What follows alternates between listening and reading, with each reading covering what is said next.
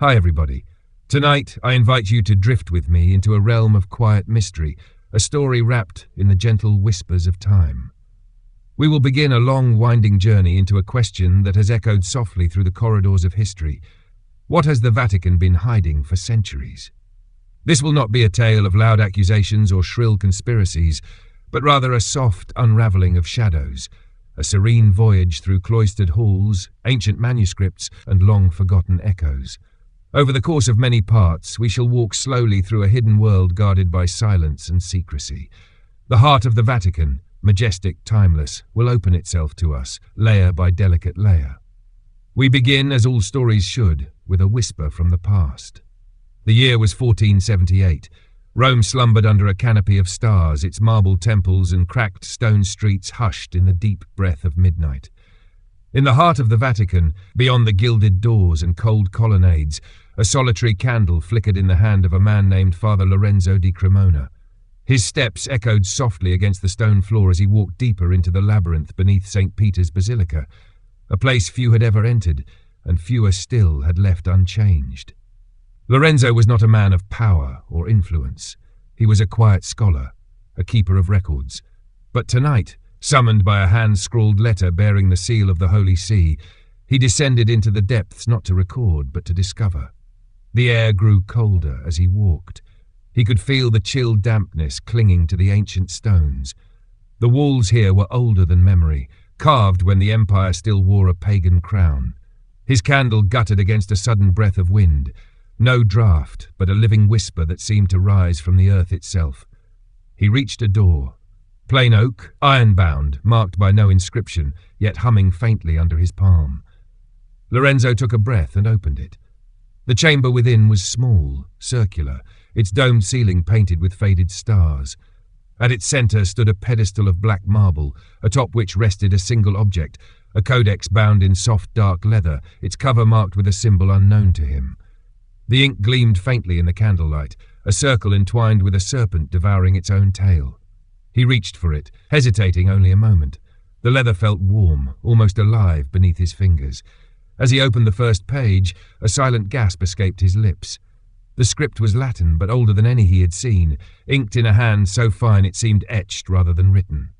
De veritas occulta, the hidden truth. The words flowed like a dark river across the page, revealing fragments of forgotten histories, strange names, and events erased from every known record. It spoke of a council held not in Rome, but in a place long buried beneath the sands of time. A gathering of men and women cloaked not in vestments, but in symbols of a power long feared and long concealed. Lorenzo turned the pages, each word a silent echo in his mind. The codex spoke of relics, objects that bent the nature of the world itself. Relics hidden, guarded, or destroyed on command of the Vatican. Not for the preservation of faith, but for the control of fear. As the candle's flame danced lower, Lorenzo read of the Speculum Angelorum, the mirror of angels, a fragment of crystal said to reveal the true nature of any soul that gazed upon it. Of the Vox Magna, a scroll inscribed with the first language of creation itself, capable of reshaping reality when spoken aloud. And of the Crux Obscura, a cross wrought from a metal that should not exist, a symbol of a covenant far older than the Church. But the most chilling words were yet to come. A passage marked with a red thread spoke of a custodes umbri, the guardians of shadow, a secret order within the Vatican, unknown even to the highest ranks of the clergy. Their task was simple, to keep hidden that which should never see the light of day, relics, knowledge, even people. They operated beyond doctrine, beyond law. They answered only to the shadows. Lorenzo closed the codex gently, his heart a quiet storm of wonder and dread. The air seemed to press against him now, heavy with 1,000 whispered voices. He knew, in that silent chamber, that he had stumbled upon something far larger than he could ever comprehend.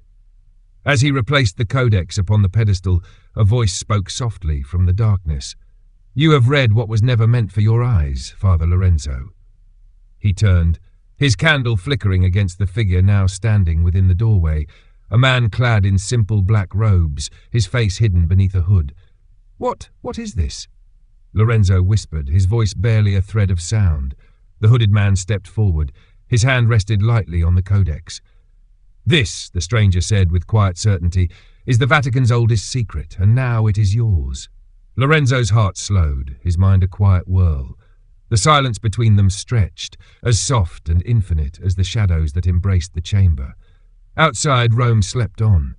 The Vatican's secrets remained untouched by the waking world, but beneath its marble halls a quiet storm had begun to stir. The morning that followed came soft and golden over the city of Rome. Its domes and spires caught the light of dawn like silent witnesses to the centuries that drifted past them.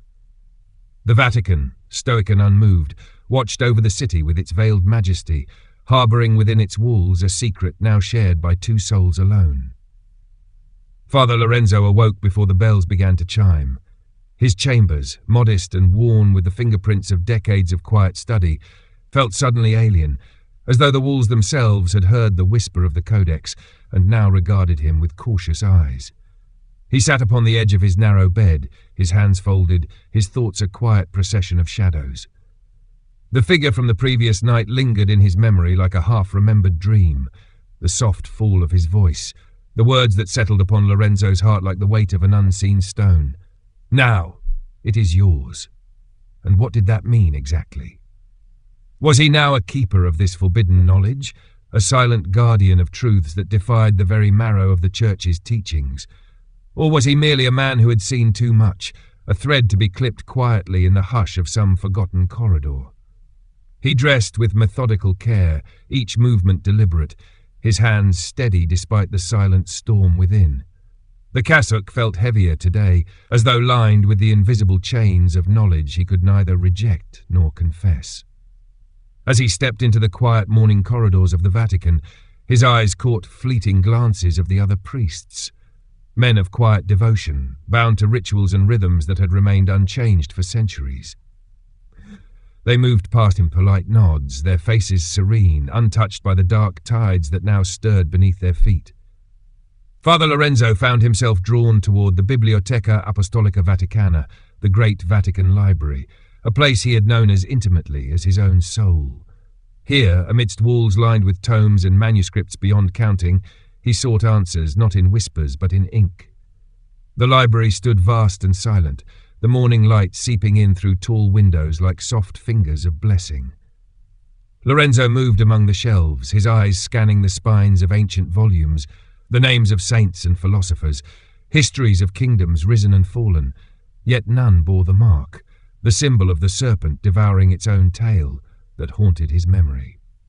He searched deeper beyond the common archives, into the restricted collections known only to the librarians and the most trusted scholars. His credentials afforded him entry, though the keepers gave him curious glances as he passed. Down a narrow aisle, beneath the towering presence of a world map drawn before the discovery of the Americas, he found himself drawn to a shelf half hidden in shadow. And there it was. A thin folio, its spine cracked with age, bearing a single faded symbol, the Ouroboros, faint beneath layers of dust and time. Lorenzo reached for it, his heart a muted drumbeat within his chest. He opened it slowly, each page a fragile whisper against his fingers. The text within spoke in fragments, a collection of letters, half-burned confessions, cryptic entries from forgotten diaries. They spoke of the Custodes Umbrae, of a gathering of 13, men and women drawn from all corners of the known world, scholars, soldiers, mystics and wanderers, bound not by faith or creed, but by a single silent charge, to guard the relics and secrets too dangerous for the world of men. Their names were never recorded, their deeds never sung.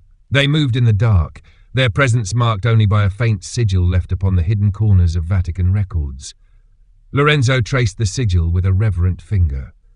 He read of a man called Il Corvo, the Raven, a shadow who had once walked among the courts of Europe, silencing whispers of forbidden knowledge, of a woman known only as La Voce, the Voice, whose words could sway kings and crumble thrones, yet who vanished into the mists of legend before her true power could be known. And then there was Lumen, the Light, a figure who served not in secrecy but in plain sight within the church, a silent guardian in the robes of a cardinal. The folio ended abruptly, the final pages torn or perhaps never written. But etched in careful ink upon the last leaf was a single phrase, in Latin so old it felt almost foreign: "He who holds the truth holds the shadow." Lorenzo closed the folio gently, his heart hushed within him. He felt a presence behind him before the shadow even moved. You were meant to find that. The voice was calm, its owner a man of indeterminate age, standing among the shelves, a quiet figure clad in the simple garb of a librarian. Yet his eyes, dark as midnight and endless as the sea, held a knowing that made Lorenzo's breath catch. I do not know your name, Lorenzo whispered. You will not need to. The man replied gently. What matters is this. The custodies still walk among us, and now you have seen the first thread of their shadow. Lorenzo turned slowly, his gaze holding steady despite the tremor in his chest. What do they guard? The man offered a faint, almost tender smile. They guard the world from itself. With that, the librarian moved away, his steps soft as falling leaves. Father Lorenzo stood in the silence of the ancient library, the weight of unseen centuries pressing gently upon his shoulders. The morning sun poured in through the stained glass, casting soft halos of colour upon the floor. And so the quiet tapestry of shadows began to weave itself around him, threads of mystery spun not by chance, but by the silent design of a world hidden beneath the marble heart of the Vatican. The world remained unaware, breathing its days in ignorance. But in the quiet heart of Rome, Father Lorenzo took his first step upon a path from which there would be no return.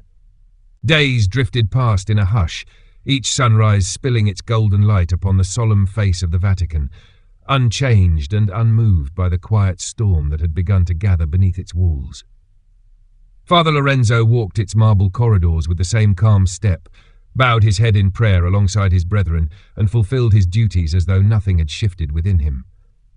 But beneath the surface of ritual and reverence, a quiet ripple stirred, a silent thread of curiosity, woven now into the very fabric of his soul. He often returned to the library, though never again did he glimpse the dark-eyed librarian who had spoken to him in that voice as soft as shadow. Yet, as he traced his fingers along the ancient spines of forgotten volumes, he began to notice subtle signs he had never seen before. A symbol carved into the stone lintel above a narrow door, so faint it appeared as nothing more than a crack in the marble. The intertwined circle and serpent, always where least expected, upon a margin of a prayer scroll, in the ironwork of a hidden gate. It was as though the Vatican itself breathed these symbols in silence, leaving fragments of its secret heart where only the most attentive might see. One evening, as the sun fell behind the dome of St. Peter's, painting the sky in shades of amber and rose, Lorenzo stood alone within the Cortile della Pigna, the quiet courtyard where the ancient bronze pinecone watched over a garden of stillness. His thoughts wandered like drifting leaves, his heart a soft hum of wonder and unease.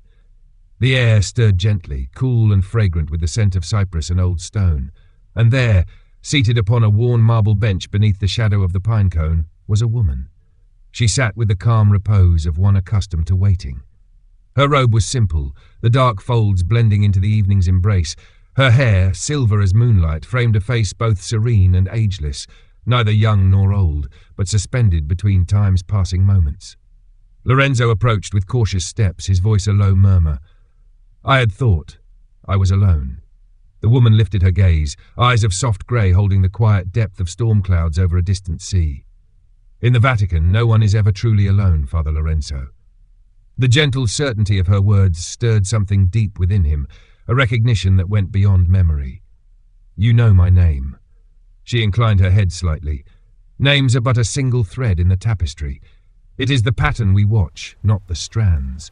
He felt the weight of her gaze upon him, not oppressive but keen, as though she saw past the cassock, beyond the skin, into the silent chambers of his heart. Are you one of them? He whispered, his voice nearly carried away by the soft evening breeze. A faint smile touched her lips, a curve more of understanding than amusement. What you seek to know cannot be answered in such simple terms. But yes, I walk among the shadows, as do others. We are the ones who remember what must never be spoken. Lorenzo's breath fell softly upon the air. Why reveal yourselves to me? The woman's eyes did not waver. Because, like it or not, you have stepped into the pattern, and the pattern does not release those it chooses. She rose with a grace that seemed untouched by the passage of years.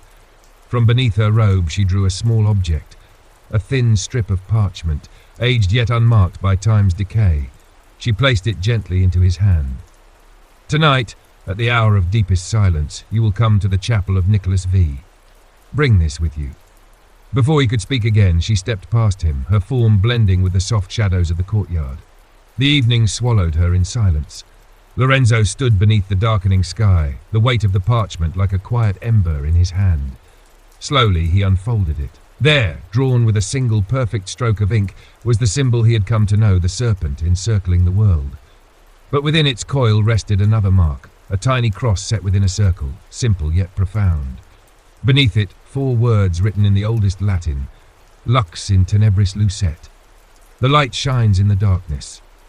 Lorenzo closed his eyes, his heart a soft storm within him. He knew the chapel of Nicholas Fath, a private sanctuary hidden within the depths of the apostolic palace, known only to those who served within the Vatican's most trusted circles. It was a place of rare beauty, its walls adorned with frescoes of radiant saints and gilded scenes of holy wisdom. But now, it seemed, it would become something far more. The bells tolled softly in the distance, marking the fall of night. The city beyond the walls stirred with quiet life. Merchants closing their stalls, the soft murmur of prayers rising from countless homes. Yet within the heart of the Vatican, a silent summons echoed, soft as a heartbeat, ancient as the stone beneath his feet.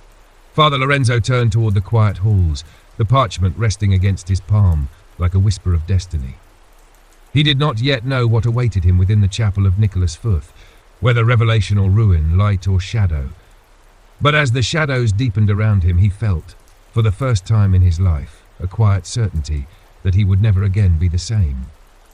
The hour of deepest silence came with a hush that seemed to settle over the entire city. Even the soft night winds that often stirred the ancient stones of Rome lay quiet beneath the vast expanse of stars. The Vatican's many corridors and cloisters rested in a peaceful stillness, broken only by the occasional footfall of a passing Swiss guard, their pikes gleaming faintly in the torchlight. Father Lorenzo moved like a shadow through these hallowed halls, the parchment folded carefully within the sleeve of his robe. His heart beat a steady, quiet rhythm, not of fear but of a reverent anticipation that seemed to thread itself into every breath he drew. The chapel of Nicholas Futh was not a place one simply happened upon.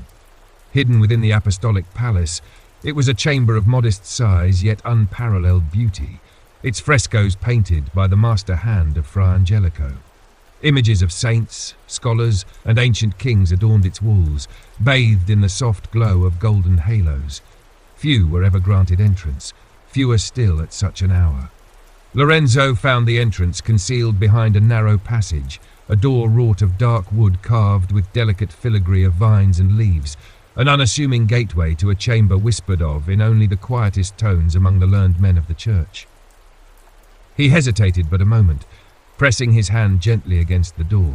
It opened without a sound. The chapel within glowed with a soft, ethereal light, as though the very walls exhaled a silent radiance. Lorenzo stepped inside, his feet falling silent upon the ancient marble. The frescoes watched him with eyes both painted and alive with the breath of centuries. At the far end of the chamber stood the woman he had met in the courtyard. She was not alone. Beside her stood 2 figures. One an elderly man, his hair a silver crown upon a face marked with lines of both wisdom and sorrow. His robes bore no insignia, yet there was an undeniable air of authority about him, one not granted by rank but by the weight of unseen burdens. The other was a younger man, his eyes sharp beneath a brow furrowed with quiet purpose, clad in the simple garb of a monastic scribe. They stood in silence as Lorenzo approached, the soft echo of his steps mingling with the gentle hush of the sacred chamber. The woman spoke first, her voice a soft murmur woven into the stillness. "Father Lorenzo, you have come." He inclined his head with solemn respect. "I was summoned." The elderly man offered a faint nod, his eyes regarding Lorenzo with a gaze both piercing and summoned or chosen. Lorenzo met his eyes steadily. "I do not yet know." A quiet moment passed between them, a pause heavy with meanings left unspoken. Then the younger man stepped forward, extending his hand. "I am Brother Matteo," he said softly, "a scribe, and like you, a seeker of hidden truths." Lorenzo clasped his hand gently, feeling the faintest tremor in the young man's grip, not of fear, but of a quiet urgency. The woman turned her gaze toward the elderly man. He deserves to know. The elder gave a slight nod. Indeed, he has crossed the threshold. The woman faced Lorenzo fully, her eyes reflecting the soft light of the chapel's frescoes. What you are about to hear has been spoken only within these walls, to those who have borne the weight of its keeping. Know that once you listen, there will be no return to the life you knew. Lorenzo's heart beat steadily in the hush of that sacred moment. I am ready.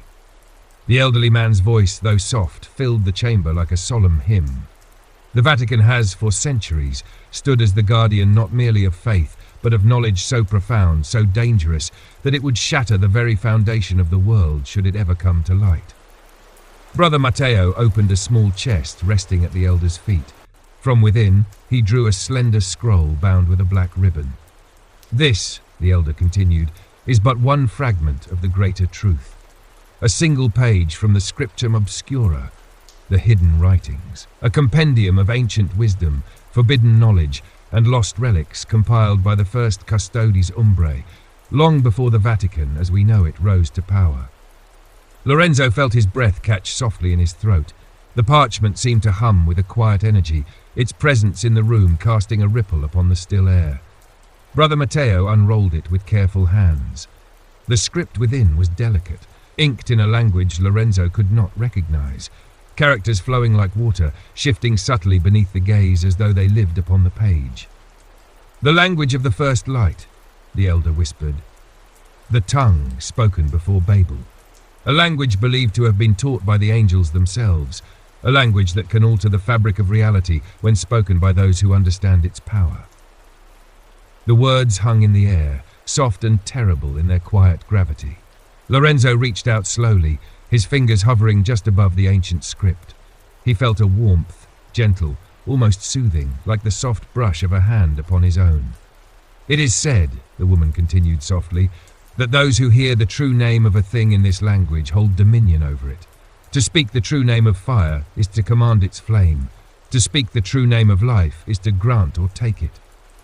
Lorenzo withdrew his hand gently, his heart a hush of awe and fear mingled as one. Why? Why does the Church conceal this? The elder's eyes softened, a glimmer of deep sorrow within them. Because power without understanding breeds ruin, because knowledge in the hands of the unworthy becomes a blade without mercy, and because there are forces who would see this power unleashed upon the world without care for the cost. Brother Matteo rolled the scroll carefully, returning it to the chest. The woman spoke once more, her voice a gentle thread. And now you have been called to stand with us, not as a priest alone, nor as a scholar, but as a guardian of the shadow, a keeper of the light hidden within the darkness. Lorenzo met her gaze, the quiet certainty within him rising like a soft dawn. What must I do? The elder's hand rested gently upon his shoulder, warm and steady. You must listen, you must learn, and when the time comes, you must choose. The chapel fell silent once more, its walls bearing silent witness to the oath that had been quietly woven between them. Outside, the night deepened, wrapping the world in its soft embrace. Within the sacred heart of the Vatican, a new thread had been woven into the ancient tapestry, a thread that would not break, no matter how dark the shadows might grow. The days that followed unfolded in a hush, like soft pages turning beneath an unseen hand. Father Lorenzo remained outwardly unchanged, a scholar of scripture, a humble servant of the church, his duties carried out with the same quiet diligence. Yet beneath the gentle rhythm of his daily life, a deeper current began to stir, weaving him silently into the hidden heart of the Vatican's oldest secret. He was summoned again and again, though never by name nor by written word. Sometimes a shadow would fall across his path, a subtle nod from a passing stranger in the corridor. Other times, a marked page within a book he had been reading would guide him toward his next quiet gathering. Always, it was the three who awaited him. The silver-haired woman whose name remained unspoken, Brother Matteo, with his earnest eyes and gentle voice, and the elder whom Lorenzo had come to know simply as Custos, the keeper. Under their silent tutelage, Lorenzo was drawn into the deeper mysteries that the Vatican cradled within its marble heart. They met not in grand chambers nor secret catacombs, but in quiet places unnoticed by the world. A forgotten cloister bathed in morning light, a silent chapel where the dust of centuries lay undisturbed upon stone pews, a garden hidden behind a veil of ivy, where the air hummed with the soft song of unseen fountains. Here, in whispers softer than the hush of dawn, Lorenzo learned. He learned of the speculum angelorum, the mirror of angels, not merely a relic of ancient glass, but a fragment believed to reflect the essence of a soul untouched by the masks of the world. The Vatican had concealed it deep within its vaults after a bishop, centuries past, had gazed upon it and seen his own reflection transformed into a vision of monstrous pride and hunger, a reflection of his heart, unguarded and bare. He learned of the Vox Magna, the scroll penned in the primal tongue of creation. Legend spoke of a single phrase written upon its surface, words so potent that when spoken aloud, the very stones of the earth trembled. It had been read only once by a monk whose name was stricken from every record. The Vatican sealed the scroll within a chamber of iron and salt, never to be spoken of again. And he learned of the crux obscura, a cross unlike any known to man, forged of a dark metal that shimmered like oil upon water. It was said to be a relic from before the time of Christ, a symbol of a covenant forged in the age when God still walked among men, and shadows ruled the hearts of kings. Yet beyond these ancient relics, beyond the whispered truths of power and peril, it was the knowledge of the custodies themselves that settled deepest into Lorenzo's heart. They were not a single order nor a formal brotherhood. They were a living tapestry of individuals drawn from the corners of the world, men and women, believers and seekers, scholars and soldiers, bound not by doctrine, but by a silent oath to shield the world from the knowledge it was not yet ready to bear. Some served within the Church's highest councils, their names whispered among cardinals as voices of rare wisdom. Others lived as quiet monks in remote abbeys, watching over fragments of forgotten lore. Some walked among the world's powers, advisors, diplomats, emissaries, guiding the tides of history with gentle hands unseen, and a few moved in shadow alone, silent guardians, watchers at the edge of the world's awareness. Lorenzo felt himself drawn closer into their quiet circle, not by command but by an invisible thread, woven gently, almost imperceptibly, around his heart. One evening, beneath the soft glow of a rain-washed moon, he sat beside Brother Matteo within the Vatican gardens. The air smelled of damp earth and lavender, the soft murmur of fountains threading through the darkness. Matteo sat with his hands folded upon his lap, his gaze distant. "Do you ever wonder," he asked softly, "what might happen if the world discovered even a fragment of what we guard?" Lorenzo considered this in the hush of the garden. "I wonder if it would be the end, or merely another beginning." Matteo gave a faint, wistful smile. "The Church fears chaos, the custodes fear misuse, but sometimes I fear something else." "What is that?" Lorenzo asked gently. "That we have grown so used to keeping the darkness hidden, we may have forgotten how to let in the light." The words settled softly between them, carried upon the hush of the garden's breath. Lorenzo turned his gaze to the distant lights of Rome, flickering like stars beneath the vast sky. He felt the weight of countless years pressing gently against his shoulders, not as a burden, but as a silent inheritance. "Perhaps," he whispered, "it is not our task to decide when the world is ready. Perhaps it is only ours to stand watch until it is." Matteo looked at him then, his eyes holding the quiet reflection of the moon. "Or perhaps it is our task to prepare it." Lorenzo said nothing more, his heart resting within the soft fold of that silent understanding. In the days that followed, his steps moved with the gentle purpose of one who walked not within the shadow of fear, but within the quiet light of a deeper calling. He began to see the threads of the custodies not only within the Vatican's hidden places, but woven softly into the world beyond, within the pages of ancient texts, in the quiet warnings given to powerful men, in the silent hand that stayed the fall of an empire before it could begin. The shadows the Vatican hid were not merely kept in darkness for fear of their power. They were guarded in love, a love quiet, unseen, and immense as the silent heavens themselves. And Father Lorenzo, once merely a scholar among many, felt within him the first quiet echoes of that same love, a love that would shape the path before him as gently and irrevocably as the rising of the dawn. The weeks passed like soft footsteps upon ancient stone. each day weaving Father Lorenzo deeper into the silent tapestry that lay hidden beneath the Vatican's venerable facade. Life within the Holy See continued in its familiar cadence, solemn masses, whispered prayers, and the quiet study of sacred texts. But for Lorenzo, every familiar ritual carried now the faint shadow of a deeper meaning, as though each lit candle and each chanted hymn resonated with an unseen chord far beneath the surface of ordinary faith. The Custodes Umbrae did not summon him with urgency, nor did they reveal their secrets in haste. Instead, they guided him with the patience of those who had learned the silent rhythm of centuries. And Lorenzo, in turn, learned to listen, not merely with his ears, but with the quiet spaces of his heart. One early morning, as the sky over Rome glowed with the pale blush of dawn, Lorenzo found himself in the Vatican archives, a labyrinth of knowledge stretching deep beneath the marble halls.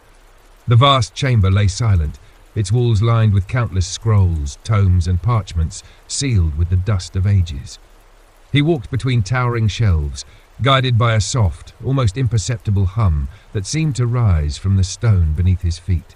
Brother Matteo awaited him at a narrow desk tucked within a quiet alcove, a single candle casting a golden halo upon the pages before him.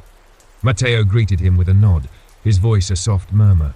"Today, you must read something very few have ever touched." Before Lorenzo lay a codex bound in dark velvet, its spine reinforced with slender bands of wrought silver. No title marked its cover. No seal of the Vatican's library stamped its pages. It looked at once ancient and untouched, as though preserved outside the reach of time. With a reverent hand, Lorenzo opened it. The first page bore a single inscription in Latin, written in a hand delicate yet unmistakably firm, De Arcanis Temporis, on the secrets of time. Lorenzo's eyes moved slowly across the text, each word unfurling within him like a quiet ripple. The codex spoke of a concept foreign to his every understanding, an ancient knowledge whispered of only in the shadowed corners of theology and philosophy. Time, it said, was not a river, but a vast sea, and within that sea lay hidden currents, eddies of possibility and forgotten moments, tides of memory and future woven together in a dance unseen by mortal eyes. It spoke of the Eternitas Custodes, the keepers of eternity, a sect even more secretive than the Custodes Umbrae, whose task was to safeguard fragments of knowledge that touched the fabric of time itself. Lorenzo read of artifacts rumoured to be woven from the very threads of temporal existence. The Horologium Angelorum, the hourglass of the angels, a relic said to allow its bearer a single glimpse beyond the veil of the present. Not to change what was, nor to command what would be, but to witness the silent flow of eternity itself. And the Scriptura Temporis, a scroll inked with symbols unknown to any tongue, believed to be a record not of past events, but of moments that might yet come to pass. The Codex did not tell where these relics lay hidden, nor who among the Custodes bore the burden of their watch. It spoke only of their purpose, to remain unseen, untouched, until a moment beyond the knowing of any living soul. As Lorenzo closed the codex gently, Matteo watched him with quiet eyes. "You begin to see, don't you?" Lorenzo nodded slowly, his voice little more than a breath. "This is not about power, it's about protection." Matteo smiled faintly, a warmth that held both sorrow and hope. Protection from the arrogance of man, the hunger for dominion, and the fear of the unknown, but more than that, from ourselves. The air between them settled into a soft silence.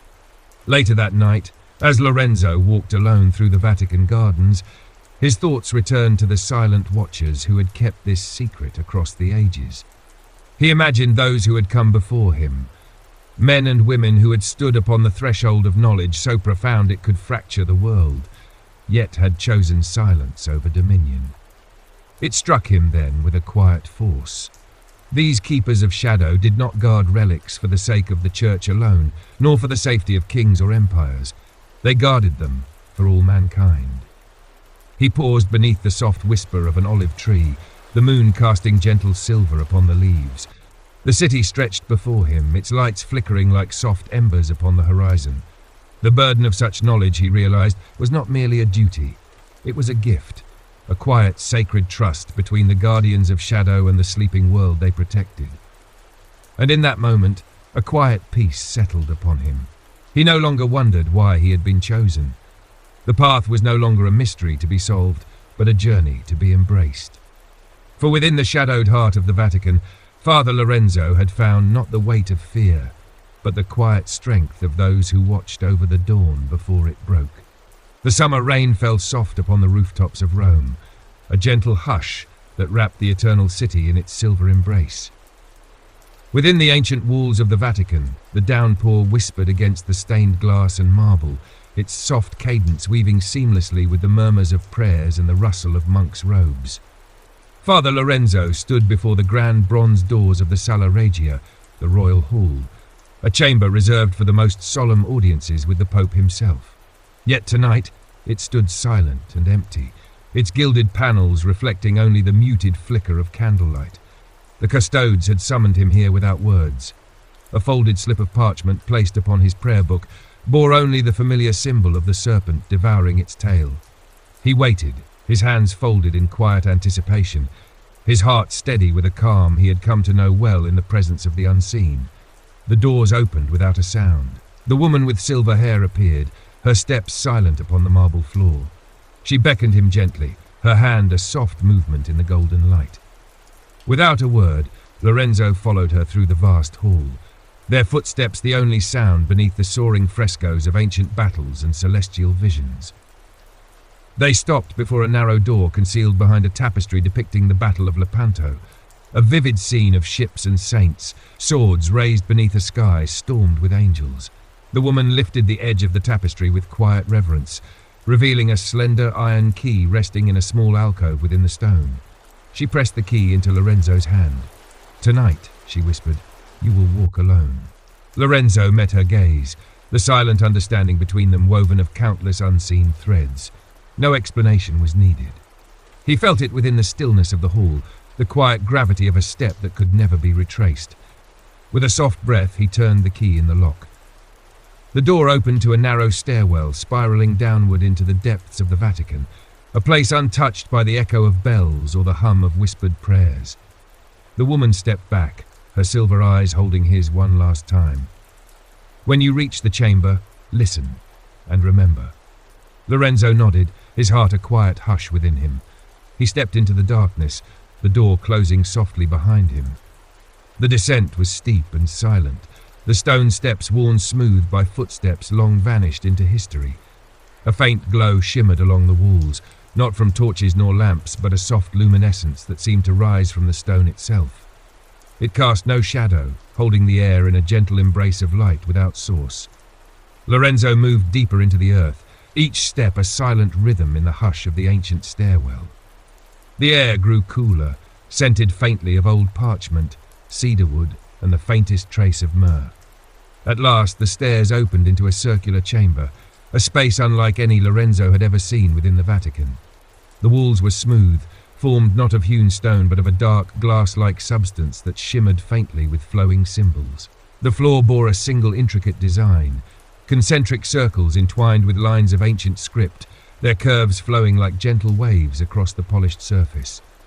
At the chamber's centre stood a pedestal of white marble, untouched by dust or time. Upon it rested a single object, a slender obsidian tablet no larger than a man's hand, its surface alive with faint lines of light pulsing in quiet rhythm. Lorenzo approached slowly, his steps soundless upon the strange, glassy floor. He felt the hush of the chamber settle upon his shoulders, a silence so deep it seemed woven into the very air. As he reached the pedestal, a soft voice filled the space, not spoken aloud yet echoing within his heart.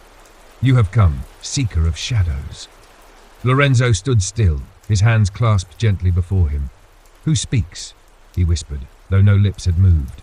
The voice was neither male nor female, neither harsh nor soft. It was the sound of stillness itself. "I am the memory, the witness, the keeper of that which must not be lost." He felt no fear, only a deep, quiet awe, as though standing before a truth so vast it could not be measured by words. "What are you?" The voice wove gently around him. "I am the remnant of the first covenant, the fragment of knowledge left when the stars sang and the world was young. The custodes call me the Echo. I am neither artifact nor spirit. I am remembrance itself." Lorenzo gazed at the obsidian tablet. Its faint light pulsed in time with his breath. "Long have I waited for those who come not seeking dominion nor power, but understanding." A soft warmth stirred within Lorenzo's chest, a gentle resonance that echoed the deepest chords of his heart. "Why me?" The voice answered, its tone a soft murmur within the chamber. "Because you have seen the shadow, and yet chosen the light. Because within you lies the heart of a guardian, one who would hold the weight of the hidden world with gentle hands." Lorenzo lowered his gaze, his heart a quiet hush of reverence. "Place your hand upon the tablet, and remember." He obeyed without question. His fingers brushed the cool surface, and at once a cascade of visions unfolded within him. He saw a world before nations, before empires, a world where the veil between the seen and unseen lay thin as gossamer. He saw figures walking between the mortal and the divine, guardians who bore the silent wisdom of the stars. He saw the first gathering of the custodes, 13 souls who bound themselves in silent oath beneath a sky woven with strange constellations. They spoke no words, yet their vow echoed across the ages. To guard the hidden knowledge, to protect the sacred mysteries, to bear the burden of truth in silence. And he saw himself, a quiet thread woven into that tapestry, his life a single note within an endless, silent hymn. The vision faded as gently as it had come, leaving in its place a soft, enduring peace. The voice spoke once more. "Go now, Lorenzo, and carry the memory. For the time approaches when the world will awaken, and the watchers must stand at the threshold once again." With a heart full of quiet reverence, Father Lorenzo stepped back from the pedestal. The chamber held its hush, the pulsing light of the tablet soft and steady. He turned and ascended the silent stairwell, each step a soft echo of a vow he had not spoken, yet had already begun to live. The shadows of the Vatican welcomed him once more, not with fear, but with the quiet understanding of one who now walked within the gentle heart of the oldest secret of them all. The summer waned softly, and the days drifted toward their gentle decline beneath the vast sky of Rome. The sun lingered longer on the horizon, casting a mellow gold across the rooftops of the eternal city, as though reluctant to surrender the warmth of the season. Within the heart of the Vatican, life carried on in its steady, measured rhythm, liturgies, processions, whispered confessions, and the endless turning of pages in libraries older than nations. For Father Lorenzo, the familiar cadence of sacred duty remained unchanged in form, but utterly transformed in meaning. Each bell that tolled across the Vatican grounds, each soft echo of prayer that stirred within the basilica's vast chambers, resonated now with a deeper chord, one that hummed quietly within his heart, born from the silent encounter beneath the earth where memory itself had breathed into his soul. The vision granted him by the echo lingered, not in vivid flashes of imagery, but as a silent imprint upon his being. He no longer saw the first custodes in waking dreams, nor did their silent gathering haunt him in visions, yet their presence remained, woven into his heart like a quiet, invisible thread. He had not merely seen them, he had, in some small way, become part of their endless vigil. The days passed without summons or instruction. The custodes umbrae left him in a hush of waiting, as though the world itself paused for breath. At first, Lorenzo wondered whether this was the end of his quiet initiation, a soft closing of a door now open to him alone. But with time, he began to understand. The silence was not an ending, it was a beginning. In the quiet spaces between prayers and duties, between the soft shuffle of footsteps in the corridors of the Vatican Library, he began to see anew. The signs were everywhere, small, easily missed, but now illuminated in his understanding. A fleeting glance exchanged between two monks in the shadow of St. Peter's Square. A symbol half concealed in the intricate patterns of a mosaic. A phrase whispered in an ancient tongue during a sermon none seemed to notice. They were threads of the great silent tapestry woven by the custodes across centuries.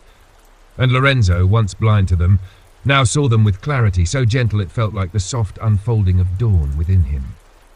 One evening, as the sky stretched in shades of amber and violet, Lorenzo found himself upon the highest terrace of the Apostolic Palace. From here, the city of Rome unfolded before him, a vast living manuscript of history written in stone and shadow. The soft hum of the city's life below reached him like a muted hymn, the chorus of a world blissfully unaware of the ancient truths that slept beneath its feet. He stood alone, or so he believed, until he felt a familiar presence. Turning, he saw Brother Matteo stepping quietly onto the terrace. He He moved with the soft assurance of one accustomed to walking unnoticed in the heart of the world's most watched city. His hands were folded before him, his expression thoughtful beneath the fading light. "I wondered when you would come," Lorenzo said softly, offering a faint smile. Matteo inclined his head, his lips curling in a quiet response, "and I wondered how long you would see me before I spoke."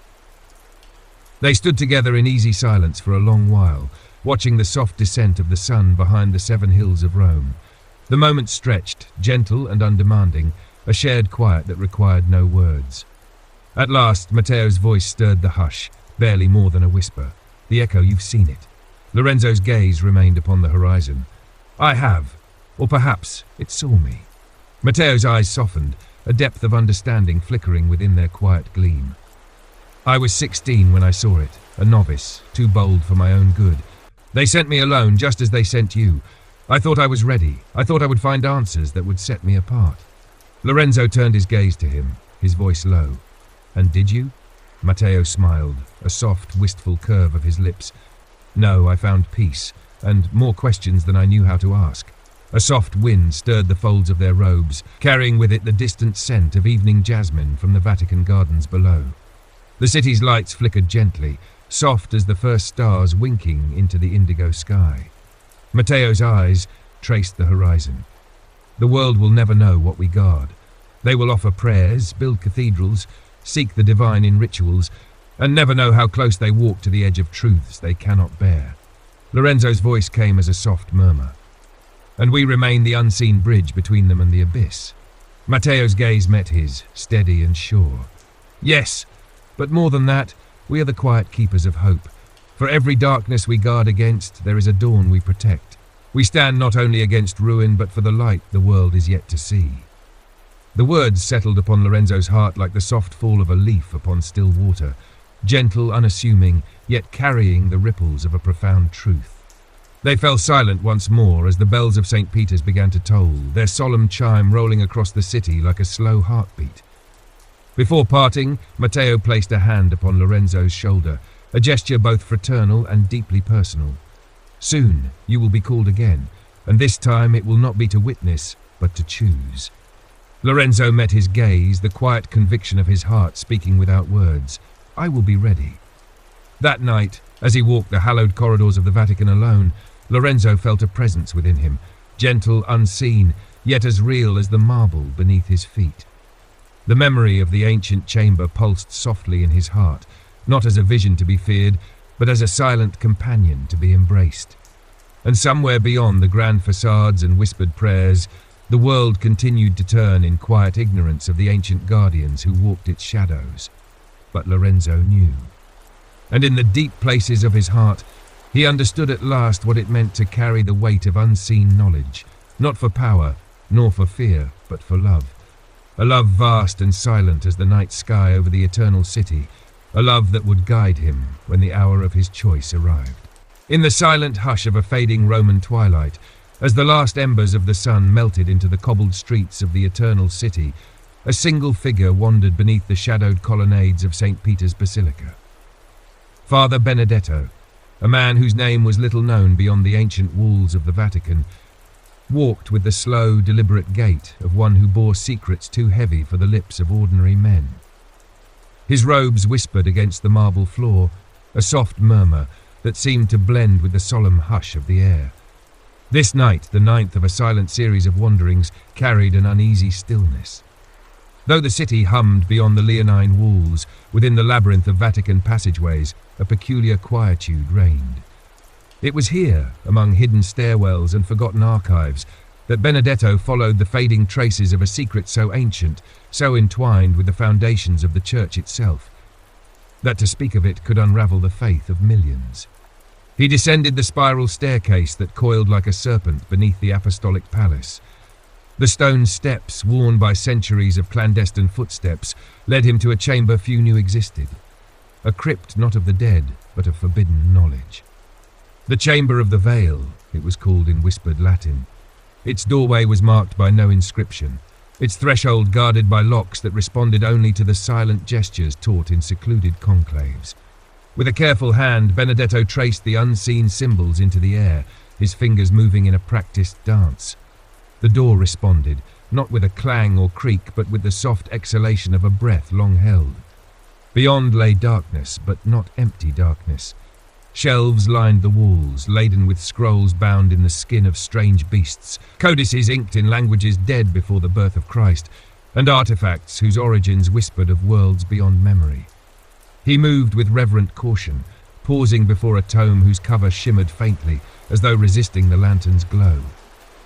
The air grew cooler as he opened it, revealing symbols etched in silver and ochre, swirling in patterns that seemed almost to writhe under his gaze. This was the Codex Veneficus, the Book of the Forbidden, hidden away by an order so secret even the cardinals doubted its existence. But it was not the Codex alone that drew Benedetto into this silent chamber tonight. There was a deeper summons, an ancient thread woven into his very lineage. For his family, unknown even to himself until a fortnight past, was among the Custodes Umbrae, the Watchers of the Shadow. Descendants of those charged not merely with guarding the Vatican's earthly treasures, but with preserving the knowledge of a power far older than the Church, a power mankind was never meant to wield. With each page he turned, fragments of a forgotten history whispered from the shadows, tales of relics imbued with a force that defied nature itself. One spoke of the Vesper Chalice, a vessel said to hold not wine, but the distilled essence of human souls. Another of the serpent's crown, wrought from the bones of a fallen angel and capable of bending wills.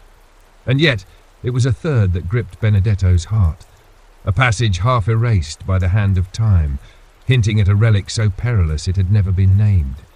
He traced the faded ink with a trembling hand.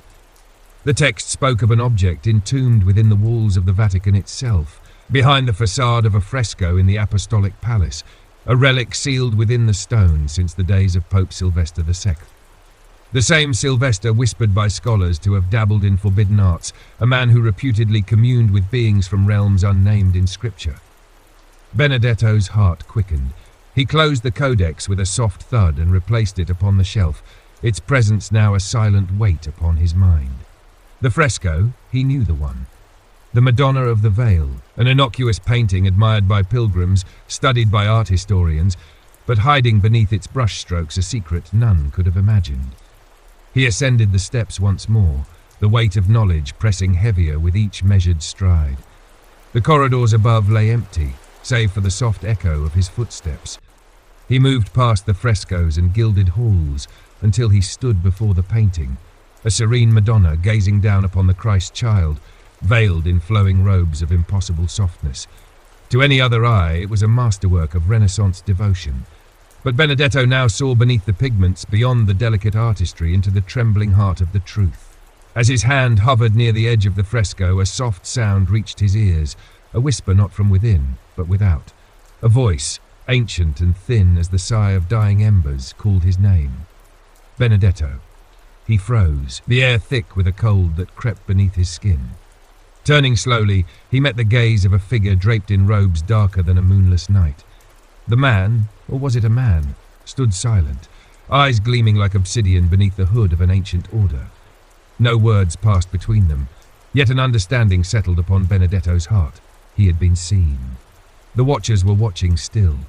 The figure gave a single slow nod, then faded into the darkness with the sound of cloth brushing stone. Benedetto stood alone once more, yet not alone. The veil had been lifted, not just from the painting, but from his very life. He reached for the edge of the fresco, fingers brushing against cool stone.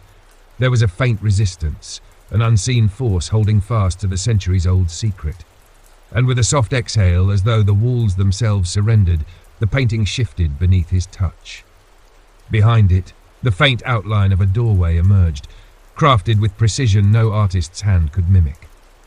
Benedetto's breath caught in his throat. The passage lay not to a chamber, nor a vault, but to a narrow stairwell spiraling downward into a darkness untouched by time or light. He hesitated, feeling the silent weight of countless eyes, both living and departed, upon his shoulders. Then, with the quiet resolve of one who walks paths others fear to tread, he stepped into the unknown. The walls closed softly behind him, sealing away the world he had known. And so began the descent, not only into the hidden depths of the Vatican, but into the heart of a mystery that had waited centuries for a single soul brave enough to seek its truth. The stairwell swallowed Benedetto in a hush so profound it seemed to muffle even his own heartbeat. The stone beneath his feet was colder here, the air thinner, imbued with a scent like dampened ash mingled with ancient incense. Each step sounded like a soft echo of something long past, reverberating faintly through walls that felt unnervingly close. The lantern in his hand flickered, its glow weak against the devouring dark. He descended slowly, his fingers grazing the wall, a silent companion in the narrow passage spiraling ever downward. There were no markings here, no signs of those who had walked this way before. Only the stone, smooth with an unsettling perfection, as though worn not by hands, but by something far more relentless. The spiral felt endless, like a serpent coiling deep into the belly of the earth, and with every turn the air grew colder still. Time became fluid in the gloom. Benedetto could no longer measure minutes nor fathom how deep he had gone. The Vatican above seemed a memory fading on the fringe of consciousness. Here, he was a lone figure pressed against the vast silence of forgotten centuries. And then the stairway ended. He stepped onto a landing, a space so narrow it could scarcely be called a room. Before him stood a door wrought of blackened iron, its surface engraved with a script that defied known language. The symbols curved and twisted, some forming patterns reminiscent of ancient liturgical seals, others spiraling into forms he could not name. They shimmered faintly as his lantern's light kissed their surface, pulsing with a slow, rhythmic glow. At the center of the door, an imprint, a handprint perfectly sized, seemed to call to him. Benedetto swallowed hard, his hand trembling slightly as he lifted it toward the mark. His palm met the iron, and a sudden warmth coursed up his arm, spreading through his chest like a soft but insistent fire. The symbols flared, a silent choir of light, and then the door exhaled. It swung inward without sound. Beyond it stretched a chamber vast and low, its ceiling supported by pillars shaped like twisted vines reaching skyward. The walls were draped in darkened tapestries, their images faded, depicting scenes that stirred something primal within him. Visions of figures crowned in halos of flame, of beasts with human eyes, of stars falling upon ancient cities swallowed by the sea. In the center of the chamber stood a pedestal wrought from a single block of onyx. Upon it rested a relic unlike any he had ever imagined. It was a sphere, no larger than a man's heart, forged of a glass-like substance that seemed neither solid nor liquid. Within its depths swirled a silent tempest, shadows chasing light, fragments of symbols floating like embers in slow motion. The orb pulsed softly, as though breathing in the hush of the chamber. Benedetto approached with reverence, every step deliberate, as though drawn by a force far older than faith. His breath trembled as he neared, the air thickening, humming softly in his ears. The sphere radiated not heat, but a strange calm, a profound, unsettling stillness that seemed to quiet the very blood in his veins. He stopped within arm's reach, eyes fixed upon the swirling heart of the relic. A whisper brushed the edge of his mind, not a voice, but a feeling, an invitation, or perhaps a warning. The sphere called not with sound, but with the quiet gravity of a memory long buried in the marrow of humankind. Benedetto raised his hand once more, fingers trembling, and hovered just above the orb. A flicker, like the flutter of a distant wing, rippled across its surface, the tempest within stilled. For a heartbeat, the chamber itself seemed to hold its breath. Then the orb revealed its heart. Within its swirling core, images unfolded, not in visions, but in the vivid, aching clarity of remembered dreams. He saw the foundations of the Vatican laid upon a land consecrated by blood not of saints, but of ancient kings fallen in wars unseen by recorded history. He saw the first pontiffs, cloaked in shadows, forging pacts with beings cloaked in veils of light and shadow alike. He saw the sphere itself handed down through silent generations, not as a relic of faith, but as a tether to a force the Church had vowed never to speak of aloud. The sphere was the anchor, a vessel designed not to contain, but to bind. It held within it the fragmented essence of something not born of this world, a presence that had once sought dominion over the hearts of men. The Church, in its infancy, had sealed it beneath Rome, weaving faith, doctrine, and ritual into a fortress meant to shroud the truth. The Vatican had not merely preserved scriptures or safeguarded relics of saints. It had become the prison for an ancient force, a silent warden to a secret that could unmake the world. Benedetto's knees weakened. The enormity of it pressed upon him, a truth too vast for any one heart to bear. And yet, as the sphere glowed softly, he felt no fear, only an aching, solemn understanding. This was why the Watchers existed. This was why the Vatican's shadows ran deeper than any dared to believe. And as the chamber hummed softly, a soft voice, not imagined but real, whispered from behind him. "You were never meant to find this alone." Benedetto turned slowly, lantern light casting long shadows across the silent chamber. Standing in the doorway was a figure robed in white, trimmed with crimson, eyes calm, bearing the insignia of a man known to the world as His Holiness, the Pope himself. But his eyes held something deeper than authority, something colder than power, a knowing, and a quiet, measured fear. Benedetto bowed his head, the sphere's soft hum mingling with the steady beat of his heart. The descent had ended, but the true journey had only begun. The silence between them lingered in a fragile balance, like the hush before a storm yet unborn. The Pope stepped forward, his movements as slow and deliberate as Benedetto's own had been. The hem of his white cassock brushed against the ancient stone floor, a sound as soft as breath itself. His face, worn by years of public grace and private burdens, held none of the gentle familiarity Benedetto had glimpsed in papal addresses or sacred ceremonies. Here, in the vault of shadows, the man before him was not the vicar of Christ, but a guardian of a far older charge. His Holiness lowered his gaze to the sphere resting atop the pedestal. For a long moment, neither spoke. The chamber, vast yet suffocating, seemed to wait with them, its shadows crouching along the walls like silent witnesses. "You heard its call," the Pope finally said, his voice a low murmur, almost reverent. Benedetto nodded slowly. His throat felt dry, constricted by the weight of words left unspoken. The Pope's eyes, dark, unwavering, rested upon him. It calls to few, and fewer still survive the knowing.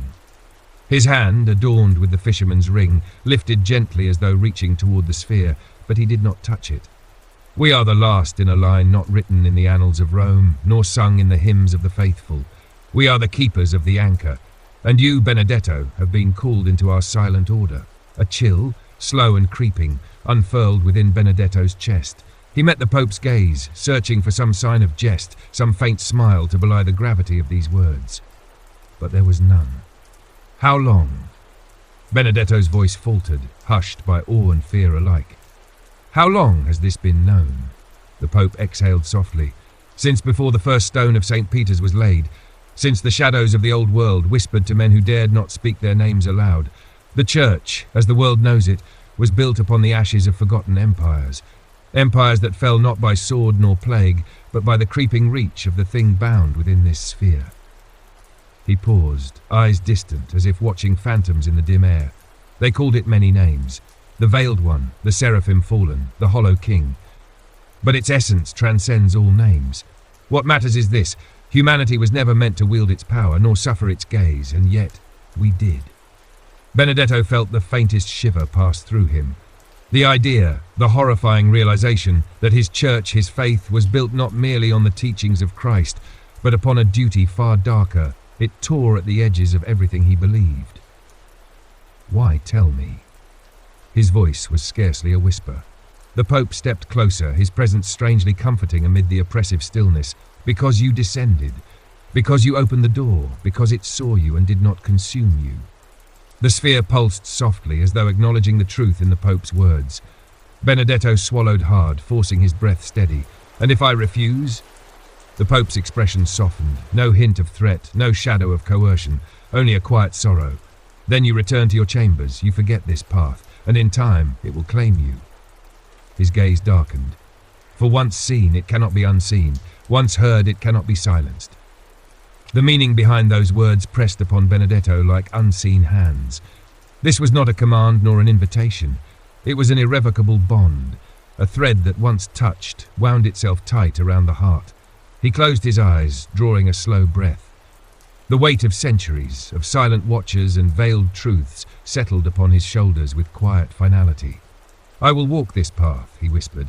The Pope's eyes met his with something that almost resembled relief. "Then come," His Holiness murmured. There is more yet you must see. He turned, gesturing for Benedetto to follow. They passed through the chamber, their footsteps soft echoes against the hush of forgotten time. As they moved, the shadows seemed to bow away from their path, the ancient walls whispering in tongues no man living could name. They reached a second door, smaller than the first, its surface marked not by symbols but by a single emblem, a key and a veil entwined in delicate filigree. The Pope pressed his hand to it, and the door slid silently aside. Beyond lay a corridor narrow and dark, lit only by the soft glow of orbs embedded into the walls, pearlescent spheres that hummed faintly as they passed. The air grew cooler, laced with a faint metallic tang. They walked in silence, deeper still into the heart of the Vatican's buried past, until at last they entered a chamber unlike any other Benedetto had seen. It was circular, its walls fashioned of black marble veined with silver. Along the circumference stood statues, 12 in number, each depicting a figure cloaked and hooded, their faces hidden, their hands clasped over their hearts. Upon the floor, at the center of the room, was an engraving of a serpent devouring its own tail, a symbol of eternity, or of something that never ends. "This is the circle of the veil," the Pope intoned softly, "where those called gather in silent vigil, where the truth is shared and the burden divided." Benedetto gazed around him, heart heavy with the gravity of this hidden world beneath the surface of faith and dogma. "This is where your true service begins."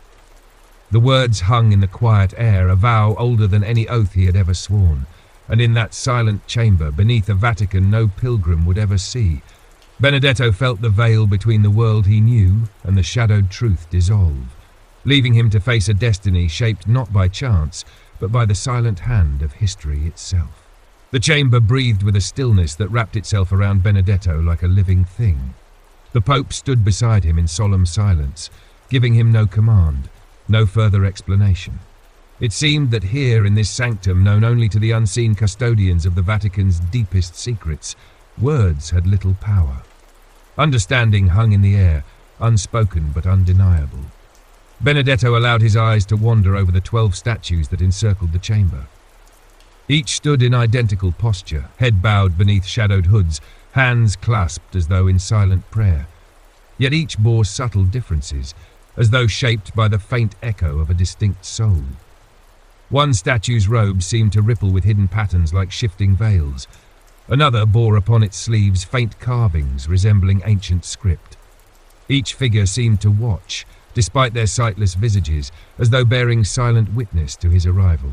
At the far side of the chamber, a pedestal rose from the marble floor, twin to the one that held the anchor but empty. Upon its surface was etched a single word in Latin, custos, guardian. The Pope approached it with slow reverence. "Here," he murmured, "is where your vigil shall begin." Benedetto stepped closer, his footsteps silent upon the cold stone. The pedestal, though unadorned, radiated a peculiar presence, as though it waited for something unseen, or someone. "This place is a threshold," the Pope continued, his voice a low resonance against the chamber's hush. "Beyond it lies a life divided, a servant of the Church in the eyes of the world, and a warden of the veil in the shadows beneath it." Benedetto swallowed against the tightness in his throat. "What must I do?" The Pope met his gaze, his expression shadowed by a quiet gravity. "Watch, listen, guard."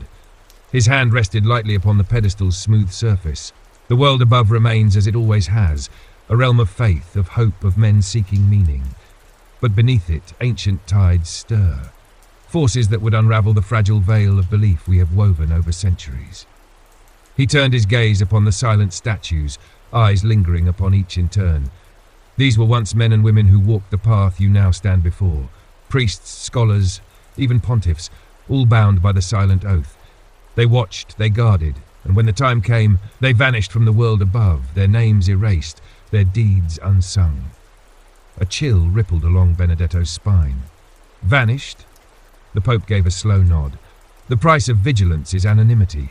No grave bears their names, no chronicle recounts their deeds, yet it is by their unseen hands that the anchor remains sealed, by their silent prayers that the world remains blind to what lurks beyond the veil." Benedetto felt the weight of 1,000 unseen eyes upon him. A lineage of forgotten guardians, their silent vigil stretching back into the mists of history. He glanced once more at the statues, each now seeming to lean subtly inward as though awaiting his answer. He drew a slow breath. "And if I falter?" The Pope's eyes darkened, a shadow crossing his expression. Then the veil tears and the world falls with it. No judgment laced his words, only a stark, quiet truth that pressed against Benedetto's heart like a silent, inexorable weight. For a moment, the chamber held its breath. Then, as though in answer to an unseen summons, a soft glow pulsed from the walls. The statues shimmered faintly, their surfaces seeming to ripple like reflections on still water. Benedetto stared, heart pounding softly, as one statue, a figure robed in flowing patterns like shifting smoke, slowly lowered its clasped hands. The Pope did not move. His gaze remained fixed upon the living stone. Benedetto watched, breath caught in his chest, as the statue's hands opened. Resting within its palms lay a small object, no larger than a coin, gleaming softly in the dim light. Without command or hesitation, the statue stepped forward, its movements silent, fluid, impossibly graceful. It halted before Benedetto, the hooded head bowing ever so slightly. Benedetto met its faceless gaze, the world narrowing to the space between them. Slowly, reverently, the statue extended its hands. He reached out, his own trembling, and took the object. The moment his fingers closed around it, a warmth bloomed in his palm, soft, gentle, like the first touch of dawn upon frozen stone. The object pulsed once, faintly, before settling into a calm, steady thrum. It was a ring, crafted from a dark metal that shimmered with a hue beyond silver, beyond gold. Its surface bore no markings, save for a single line etched within, a thin, continuous curve forming a perfect circle. The Pope's voice came softly, reverent. "The ring of the custodes, the symbol of your silent vow." Benedetto turned the ring slowly between his fingers, its weight both impossibly light and immeasurably heavy. "You will wear it always," the Pope intoned. "In life, it will mark you to those who watch. In death, it will be your key to the circle eternal." Benedetto met his gaze. "And if I remove it?" A shadow flickered behind the Pope's eyes. "Then it is not we who shall find you, but what lies beyond the veil." The chamber grew silent once more, the weight of the unseen pressing thick against the walls. Benedetto slipped the ring onto his finger, its fit perfect, as though shaped for him alone. A soft whisper brushed the edges of his mind, a sound not of words but of silent acknowledgement. The veil had seen him and accepted him. The statue bowed once more, then stepped back, melding once again into stillness among its silent brethren. The glow faded from the walls, the chamber returning to its hushed eternal watch. The Pope placed a hand gently upon Benedetto's shoulder. "You are no longer a man alone," he said softly. "You are a guardian of shadows, a keeper of the light unseen." Benedetto bowed his head, the gravity of his choice settling into the marrow of his being. He had stepped beyond the veil of the world he knew, and now there was no turning back. The night that enfolded the Vatican above was silent, serene beneath a star-stitched sky. Yet far beneath its hallowed halls, in the chambers unseen by any mortal eye, Benedetto stood at the threshold of a new existence. The ring upon his finger pulsed faintly, its presence a subtle hum within his blood, as though tethering him to some invisible current running deep beneath the world of men. The Pope turned from him, his steps measured as he approached a smaller alcove carved into the circular chamber's wall. There, a narrow staircase wound upward into shadow, its stone steps shimmering faintly beneath the pale light of the chamber. "This way," His Holiness murmured. Benedetto followed, his heart steady, his mind drawn taut between fear and the gravity of silent purpose. The staircase coiled in a gentle ascent, its passage narrow yet polished smooth by hands, or perhaps other forces that had shaped it long before memory's reach. They ascended in silence, the hush between them deepening with every step. After a time he could not count, they emerged into a small vestibule, an antechamber unlike any other Benedetto had seen within the Vatican. Its walls were panelled with dark walnut, polished to a muted sheen. Upon them hung no sacred icons nor gilded crucifixes, but instead ancient maps drawn by hands long gone, depicting lands and seas that bore no names known to man. Islands shaped like serpents coiled among shadowed archipelagos, continents bisected by rivers of ink that bled into the margins of forgotten cartographers' visions. A single desk stood at the heart of the room, fashioned of dark oak, its surface cluttered not with papal decrees or holy texts, but with instruments of arcane design, compasses of strange metal, globes that spun without touch, a quill suspended above a page inscribed with writing that shifted before the eye. The Pope moved behind the desk, resting his hands lightly upon its surface. His expression softened, though the weight of his charge remained heavy in his eyes. "This is the Watcher's study," he said softly. "Here the custodes gather when the veil quivers, when the world shifts and shadows stir anew." Benedetto approached slowly, his eyes tracing the objects that seemed to hum with a presence of their own. His gaze lingered upon a map pinned upon the wall directly behind the Pope. Unlike the others, this map bore a single symbol at its center, a circle of interwoven lines marked with 12 small points forming a perfect ring. The Pope noticed his glance and nodded. The circle of custodes, each point a guardian, a watcher in their time, some known to the world, most hidden by choice. Their vigil stretched across centuries unbroken. Benedetto felt a faint shiver, and now I am part of this circle. His Holiness's eyes met his with quiet certainty. You are, and in time others will join, others will fade, but the circle remains, ever watching. A soft knock echoed upon the chamber door. The Pope did not startle, nor did his expression shift. Instead, he gave a single measured nod. They have come. The door opened slowly, revealing 3 figures draped in robes of muted grey. Their faces, partially hidden by soft cowls, bore the calm, distant gaze of those who had long walked in silent service. They stepped forward with silent precision, bowing slightly as they entered the study. The Pope gestured to Benedetto. "This is Brother Benedetto. As of this night, he walks among us." One of the figures stepped forward, a woman, her voice soft as falling ash. "Welcome, brother. The shadows have awaited your coming." Her words, simple though they were, carried a depth of meaning Benedetto felt more than understood. The others bowed once more in silent acceptance. The Pope turned his gaze toward Benedetto. "These are your brethren, guardians of the veil. Each holds a key to knowledge long hidden, knowledge you will, in time, come to know." The second figure, a tall man with eyes the color of midnight seas, spoke with a voice like distant thunder. "We are few, but we are bound as one." The third, silent until now, gave a soft nod. His eyes, pale as old parchment, seemed to gaze beyond Benedetto, as though seeing threads of fate winding unseen. The Pope gestured for them all to be seated. "Tonight you shall hear the first truths kept beyond the reach of the world." They gathered around the desk, the air thick with a reverent stillness. The Pope unfurled a scroll upon the oak surface, its parchment worn with age, its ink faint but legible in the soft glow of the chamber's lamps. "This," the Pope intoned softly, "is the chronicle of the first custodes, written in the hand of one who witnessed the veil's first trembling." Benedetto leaned forward, eyes tracing the elegant looping script. The words were in Latin, yet older somehow, shaped by dialects that bent beneath the weight of forgotten ages. The Pope began to read aloud. "In the year of the world's turning, when shadows fell upon the old kingdoms, the anchor was formed by hands unseen. It was crafted not by faith, nor forged by mortal will, but drawn from the very breath of the beyond, sealed within the heart of the world." His voice wove a spell of stillness, each word a thread binding Benedetto tighter to the hidden truths long buried. It is neither relic nor artifact, but a tether, a lock upon a gate that must never open. The guardians listened in silence, heads bowed slightly, not in submission, but in reverent memory. "The Church," the Pope continued, "rose upon the bones of fallen empires, and among its first pontiffs stood those who bore secret names, names erased from stone and scroll alike. They took the anchor beneath Rome, not to use nor to destroy, but to guard, to stand as silent sentinels against the breach of the veil." He lifted his eyes, gaze steady upon Benedetto. "This is the truth behind our holy walls." Benedetto felt the weight of centuries settle within him. The anchor, the veil, the shadows that whispered beyond human ken.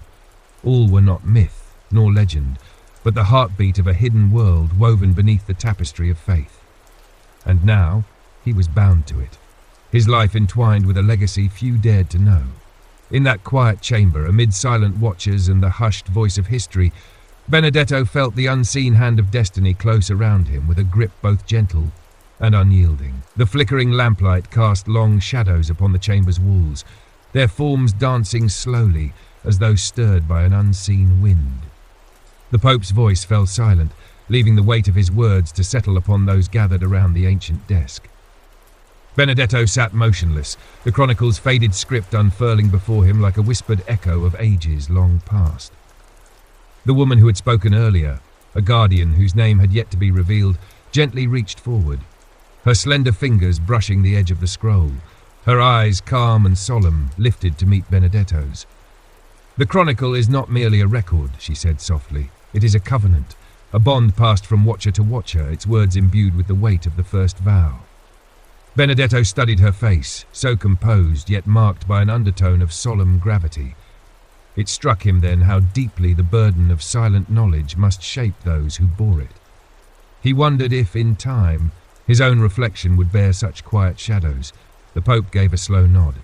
"You will carry this chronicle within you, not in memory alone but in purpose, for as the veil quivers, so too must you stand." The tall man with the sea-dark eyes spoke next, his voice a low, steady hum. "The veil is not a wall, Brother Benedetto. It is a thin, shifting curtain, a fragile boundary held in place by forces we barely comprehend." He reached into the folds of his robe and withdrew a small object, a fragment of translucent stone, no larger than a coin, its surface shimmering faintly with iridescent hues that shifted like oil upon water. "This," he continued, placing the shard upon the desk, "is a veil fragment, a sliver torn from the edge when the anchor first trembled, when it stirred in restless sleep." Benedetto leaned forward, his gaze fixed upon the shard. It pulsed faintly, resonating with the same low hum that echoed in the depths of the chamber. "What does it do?" he asked, his voice barely more than a whisper. The man's expression darkened subtly. "It reveals. To hold it is to see the veil's thinning.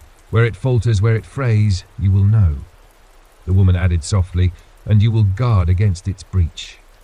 Benedetto hesitated, his hand hovering over the shard. Though it beckoned softly, something primal within him stirred. A quiet warning whispered from the marrow of his bones. The Pope watched him with a calm, patient gaze. "In time, you will carry a fragment of your own. But tonight, you must see." With slow deliberation, Benedetto reached out and touched the shard. The moment his skin met its surface, a rush of sensation flooded through him, an unseen tide sweeping him beyond the chamber, beyond the Vatican, beyond the waking world itself. He saw. A narrow street in a city half forgotten, where shadows moved against walls that held no form. A cathedral where stained glass wept black tears beneath a sky rippling with silent flame. A nameless figure standing upon a lonely hill, arms raised toward a swirling void where stars screamed without sound. The visions tore through him, not as dreams nor nightmares, but as fragments of a truth hidden beneath the thin skin of reality. He gasped, his hand recoiling from the shard as though burned. The chamber spun around him, shadows swirling in silent reverence. The Pope's hand settled gently upon his shoulder. "What you see are the echoes of the veil's thinning, places where the anchor's strength falters, where the world grows thin and the beyond presses close." Benedetto swallowed hard, steadying his breath. The visions faded, leaving a quiet ache in his chest, a strange, hollow sensation, as though he had glimpsed a sorrow far older than mankind. "Where are these places?" he managed to ask. The woman met his gaze, her eyes soft but unwavering. "Everywhere. Nowhere. The veil thins where it wills, sometimes in the heart of a city, sometimes in the solitude of forgotten ruins. The fragments call to those who watch, and we go." The tall man nodded. "We do not chase shadows, we guard the breach, we mend what can be mended, and we stand where the veil shivers." Benedetto felt the pulse of the ring upon his finger, soft, steady, like a heart beating in rhythm with something far beyond himself. The Pope closed the chronicle gently, his hands folding atop it. "There are places we watch with care, thresholds, weak points sealed long ago, now stirring once more, and there are names you will come to know, names spoken only among the custodes." He met Benedetto's eyes, his voice softening into a hush. "You have taken your first step upon this path. In the days to come, you will learn the marks of the veil's touch. You will walk where others fear to tread, and you will learn that in the deepest shadows, you are never truly alone." A silence settled upon them, a quiet, reverent stillness. Benedetto bowed his head, the weight of his choice pressing firm against his heart. He knew now that this was not merely a duty, nor a calling. It was a surrender. a binding of his soul to a vigil that would outlast his name, his life, perhaps even his faith.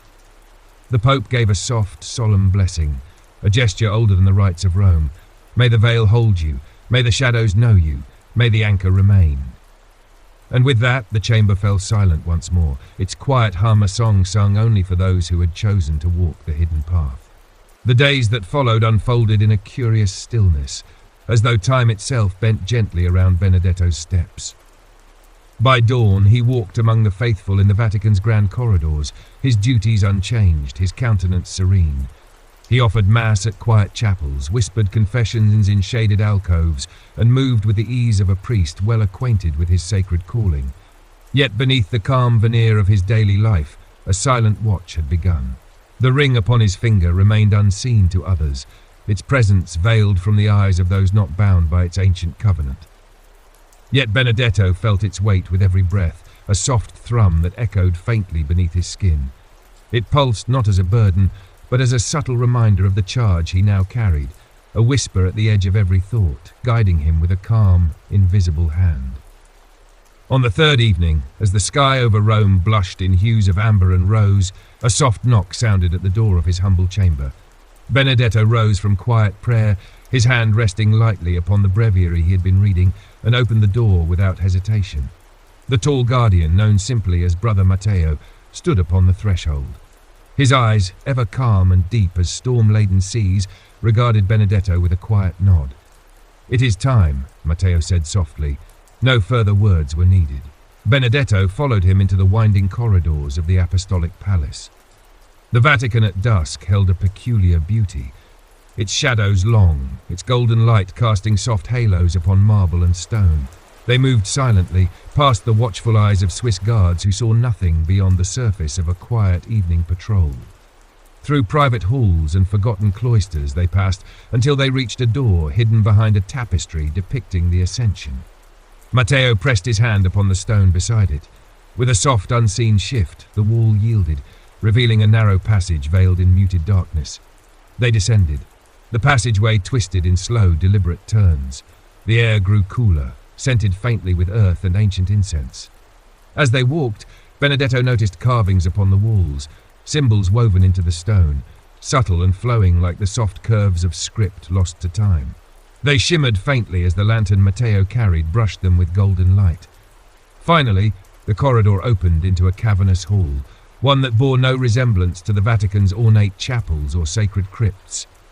This was a place untouched by the hand of Renaissance masters, a space carved not for worship, but for watchfulness.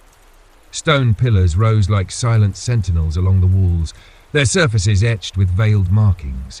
At the center of the hall stood a great table fashioned from dark oak, its surface marked by an intricate map, etched not upon parchment, but directly into the wood itself. The continents were recognizable, yet subtly altered. Lines crossed the oceans in strange patterns. Circles marked points upon the land, some familiar cities, others remote places known only to whispered lore. Around the table stood the other guardians. The woman, Sister Lucia, offered a soft nod of greeting. The silent figure with parchment-pale eyes, Brother Elias, stood with hands folded, his gaze fixed upon the map's shifting details. And at the head of the table, his white garments a quiet contrast to the somber robes of the others, stood the Pope himself. "Welcome," His Holiness said, his voice a calm resonance against the chamber's quiet. Benedetto inclined his head in silent acknowledgement, stepping forward until he stood among the circle of watchers. The Pope gestured to the map. "The time has come for you to see the world as we do, not as nations and cities, but as a living tapestry where the veil quivers and folds." Lucia's hand moved gently over the surface, her fingers tracing a circle marked deep within the heart of Eastern Europe. "This," she murmured, "is the first threshold you shall watch with us." Benedetto leaned closer. The circle marked a place upon the edge of the Carpathian Mountains, an ancient land steeped in shadowed legends and whispered fears. The name inscribed beside it was unfamiliar to him, yet stirred a faint echo in the depths of his memory. "Varforile," Matteo said softly. "A village where the veil stirs, where we first felt its trembling 3 nights past." Elias spoke then, his voice low, barely more than a whisper. A monastery once stood near it, long abandoned, The shadows within it grow restless. The Pope's gaze met Benedetto's. You will go with them. You will watch. You will listen. And you will learn. A calm settled upon the chamber. Benedetto felt no fear, only a solemn certainty that this was the path set before him. His heart beat in quiet rhythm with the silent purpose that now wove itself through every thread of his being. "When do we leave?" he asked quietly.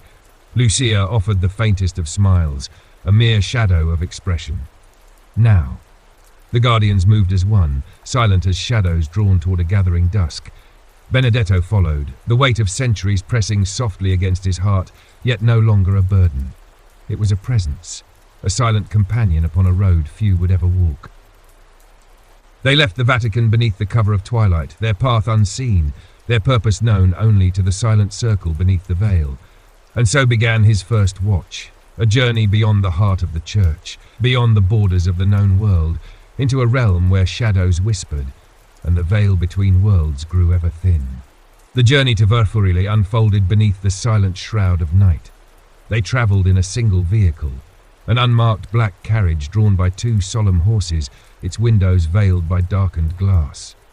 Though the modern Vatican owned fleets of automobiles and discreet air transport, the path of the Custodes remained bound by older traditions, ones woven with quiet reverence for the unseen.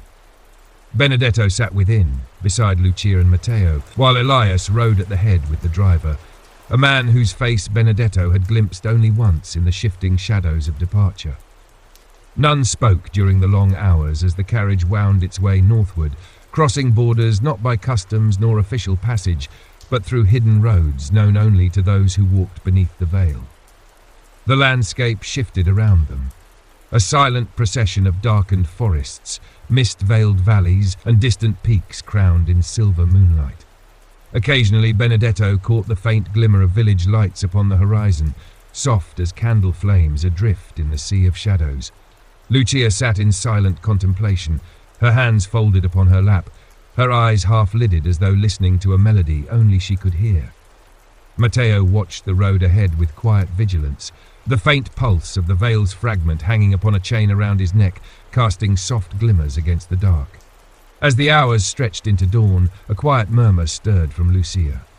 "It comes near," she whispered, though to whom she spoke was unclear. Benedetto turned his gaze toward her, sensing the subtle shift in the air around them.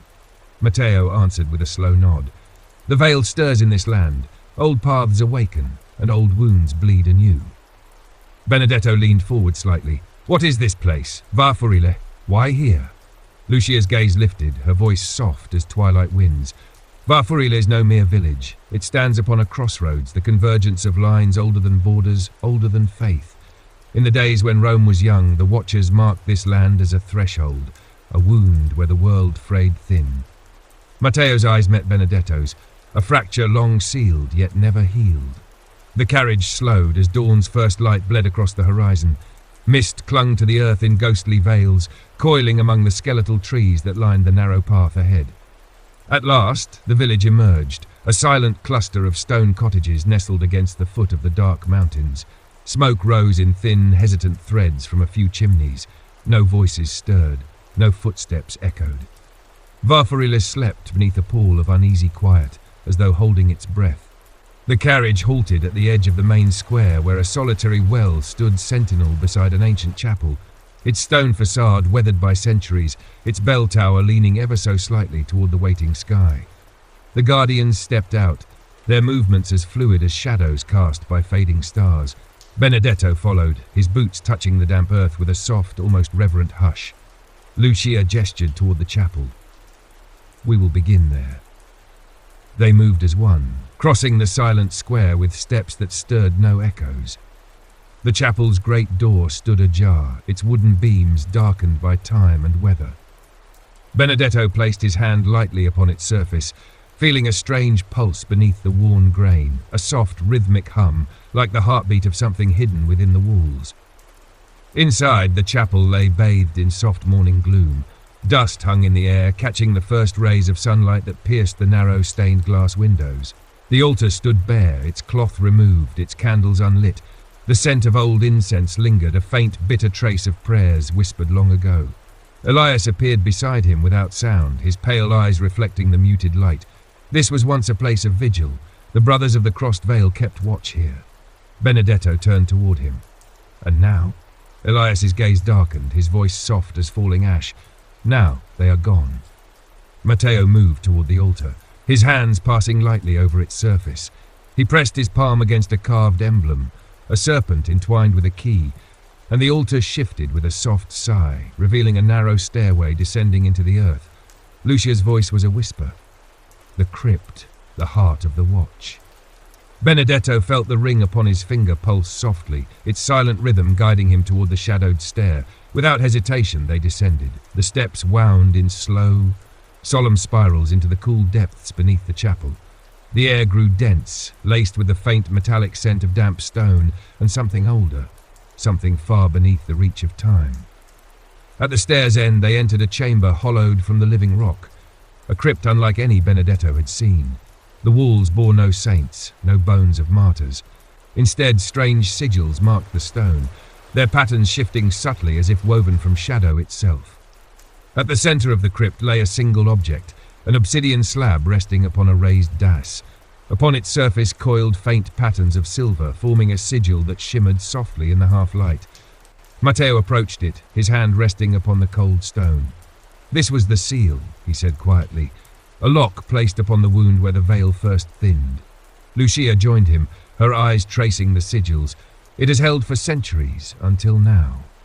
Benedetto stepped closer, his gaze drawn to the sigil's heart.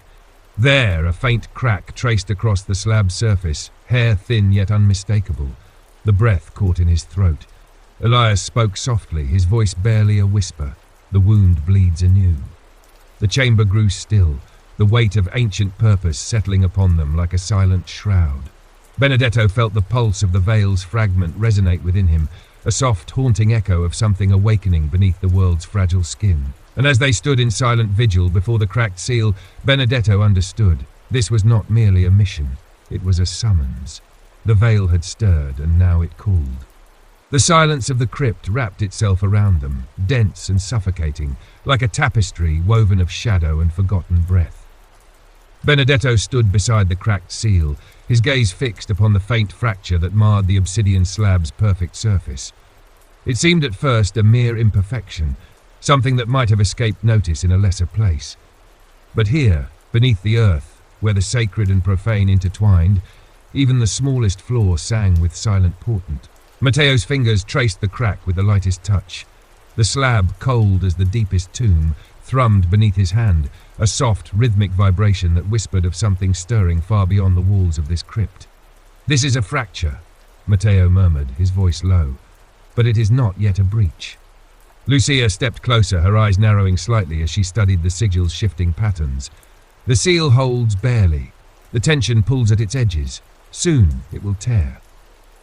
Elias stood a step behind, his pale gaze fixed upon the darkened stone.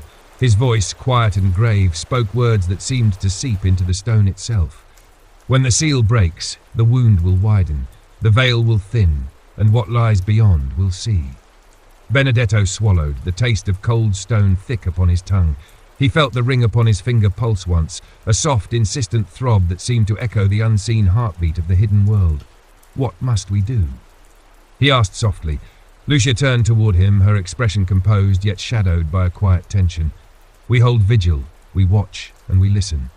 She gestured toward the seal. "The fracture is a warning. Its shivering marks the stirrings of something beneath, something seeking passage." Elias spoke again, his voice a soft echo. "To act before the veil thins would be to invite its gaze. We watch until we are called." Benedetto felt the weight of their eyes upon him, his brethren in this silent charge, their expressions calm yet marked by the faint edge of unspoken dread. They had stood at such thresholds before. They had known the taste of watching without action, until the time came to stand against the dark. Matteo lifted his gaze toward Benedetto. "This will be your first vigil." Lucia's hand rested lightly upon his shoulder, a gesture neither commanding nor comforting, but a simple acknowledgement of the path he had chosen. "You will remain here," she said softly. "You will listen. You will learn the silent language of the veil." She turned to Elias and Matteo. "We will prepare above. The village may yet hold echoes, shadows drawn by the trembling. The guardians moved as one, their steps soft upon the stone. With a quiet nod they left the crypt, their forms dissolving into the muted light of the stairwell. Benedetto stood alone before the cracked seal. He sank slowly to his knees, folding his hands in silent prayer, not of words but of quiet attunement. The air around him pulsed faintly, a rhythm older than heartbeats, older than life itself. For a time there was nothing but the soft hum of the stone beneath his hands, and then it began. A whisper. So faint he could not have said whether it came from the crypt's walls or the edges of his own mind. It was not a voice, not in any human sense, but a presence, a soft exhale against the fabric of the world. He kept his eyes closed, his breathing slow, his heart steady. The whisper coiled softly around him, neither threatening nor welcome. It was a sound without shape, a fragment of something vast brushing against the thin veil of the world. Images stirred at the edge of his vision, fleeting shadows that danced beyond the closed lids of his eyes, a hand reaching through smoke. Eyes, deep and hollow, staring from beyond a curtain of mist. A voice not heard but felt, speaking in a language that had no words, only sorrow. Benedetto's heart remained calm, though a faint sheen of cold touched his skin. The teachings of the Custodes whispered softly in his mind. Do not fear the whisper. Do not flee the shadow. Do not answer the voice. He breathed slowly, grounding himself in the silent rhythm of the world. The whisper lingered, then receded, folding softly into the hush of the crypt. He opened his eyes. The crack upon the seal remained unchanged. The obsidian slab lay silent, its silver patterns shifting slowly like the surface of a sleeping sea. But within him, something had changed. The veil had touched him, and he had remained. Steps echoed softly upon the stair. Matteo's voice called gently from above. Benedetto. He rose with measured calm, his hand lingering upon the cool stone of the seal. As he turned toward the stair, his eyes fell once more upon the obsidian slab. The whisper had passed, but it would return. He ascended from the crypt, the weight of his first vigil settling upon him with a quiet certainty. He understood now why the Custodes remained unseen, why they watched, why they waited. For the veil was not merely a barrier, it was a living boundary, restless, listening, and always waiting to be answered. Part 18. A soft hush cloaked the hallowed corridors of Vatican memory as evening's lanterns flickered against ancient stone. Within the stillness, Brother Matteo pressed his fingertips to the carved initials in the marble near the library's entrance, an echo from centuries past, left by a penitent monk whose life was entwined with secrets that had since slumbered in dust-laden vaults. He inhaled deeply. Sweet incense and the faint musk of old vellum lingered in the air, stirring a memory of forbidden knowledge that lay just beyond the library's barred door. The disciples of the sacred archives always spoke in quiet tones when referencing the Chamber of Whispers, a vaulted recess hidden behind a tapestry that depicted the coronation of Charlemagne. Many believed the tapestry itself was a guide, woven with hidden symbols that directed the faithful to enact specific gestures before the tapestry so that the wall behind would yield. Matteo, who had felt its power once before, now stood before it again with deliberate reverence. He carefully pressed his palm to the tapestry's center cross, 3 times in a silent invocation. The tapestry shivered, the embroidered gold threads clicking like tiny bells, and the stone wall creaked, swinging inward to reveal a narrow passage. He stepped inside, heart tuned to the slow cadence of his breathing. Dim candles lined the passage, revealing towering alcoves filled with ancient chests and scroll-laden shelves. This was the sanctum of eclipsed truths, where the Vatican had hidden fragments of knowledge too disruptive for general teaching. Matteo paused before a low oak chest, bound with iron clasps and carved with a serpent entwined in a holy knot. He had learned long ago that relics in this chest were not saintly objects, but instead documents, writings that could challenge the very doctrine of celestial authority. Lighting a taper from the nearest candlestick, Matteo removed the lid. A breeze stirred, though no window was open. He inhaled again, tasting the must of parchment. Inside lay a leather-bound codex, its spine cracked with age. Its title, embossed in muted silver, read De Occultis Mentis. The name translated roughly to On Hidden Minds. It was a treatise, allegedly penned by a medieval theologian who had claimed divine inspiration, yet whose ideas had been deemed perilous. Whispers passed down through clandestine chapters described it as containing meditations, rituals, and prayer forms that invited contact with voices beyond the Vatican's sanctioned choir of angels. Not purely demonic, but neither wholly holy, something in the in-between that unsettled doctrine. Matteo exhaled, hands trembling with a mixture of awe and dread. He slowly opened the codex to the first page. The vellum flickered under his taper's flame, revealing elegant script in Latin, interspersed with delicate diagrams, circles enclosed by triangles inscribed with arcane sigils. Small marginal notes in another handwriting. Later, he would identify them as the cursive of Sister Clara, an accomplished nun whose own spiritual rebellion had become part of Vatican folklore. Clara had vanished from the official record, but local legend said she had translated the codex and hidden it here. Matteo traced a tiny cross she had made next to one of the symbols, perhaps a warning or a notation of particular power. He gently read aloud the first few lines of the treatise in his low, measured voice. By folding mind into focus, by turning inward to that light beyond light, one may hear the voice that has no name. His voice echoed softly around the vaulted chamber. Then he paused, struck by a line that followed, but the boundary between God-given insight and the temporal spirit is thin. Let neither overstep the law of the Church. Clara's marginalia next to that line formed a question mark, a challenge. Matteo felt a thrill at her daring. The question mark, so small, was a brave spark in centuries of silence. Carefully, Matteo closed the codex and placed it back in the chest.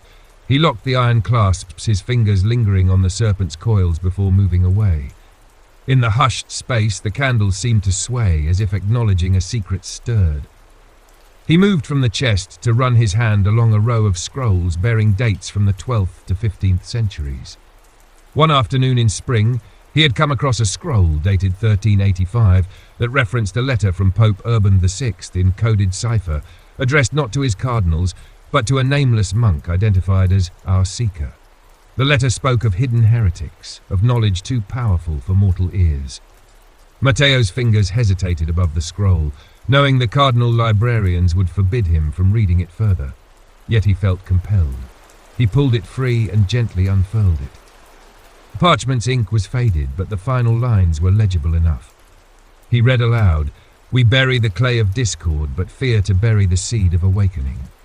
Matteo's breath caught. Awakening. The word reverberated inside him. He felt drawn to understand. Was the Vatican guarding not only knowledge of heresy, but knowledge that could awaken minds, transform belief, challenge power? He realized that was why these things were hidden, not only to preserve, but to protect, or to suppress. Behind him a faint scuff startled him. Matteo spun around, the taper trembling in his hand. Another figure, tall and silent, stood at the chamber entrance, a monk, grey-haired, whose cassock was plain, but whose eyes glinted with ancient memory. Frater Emilio. The man who had apprenticed Matteo in the art of archival hidden retrieval. He held a keyring of slender tools used to decipher old seals. His gaze was grave. "You must not read further." Emilio's voice was soft but firm. "Not yet." Matteo's heart pounded. He met the older monk's gaze. "Why? This knowledge, it could change everything." Emilio stepped closer, the candles flickering as his cassock brushed the stone floor. "Change can be another word for chaos. We have safeguarded these fragments because they were too unstable, too seductive to minds unprepared. Sister Clara herself nearly lost her faith chasing them." He paused, letting the weight of his words settle. "There is a reason the Church closed the sanctum to all but those who bear this duty, those who are formed not just in theology but in restraint. You are young, Matteo. Your heart races." Emilio's voice softened. "One day you may be ready, but not tonight." Matteo stared at the sealed chest, at the codex of hidden voices, and at the scroll that hinted at secret purpose. He glimpsed the crossroads, knowledge that could deepen faith, or fracture it. The chamber walls seemed to lean in, the candle's light dancing with shadows of centuries of debate, of choices made in the hush of night. He nodded slowly. "I understand." His voice was taut with longing and resolve. "But I will return." Emilio nodded, relief shading his features. "I know you will, and when you do, we will walk it together." Silently, they replaced the tapestry. Matteo pressed his palm to the stone once more, then stepped out into the echoing, quiet corridor.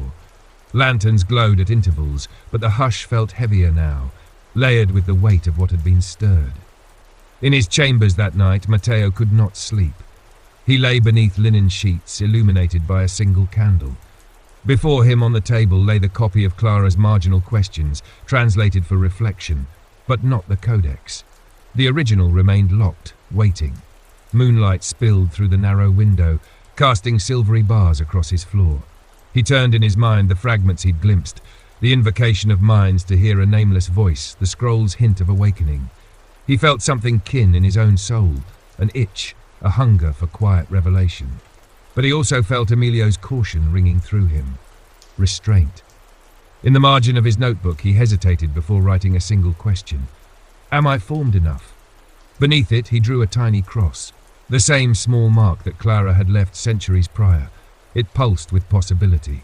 A breeze fluttered the candle's flame. Matteo closed his eyes.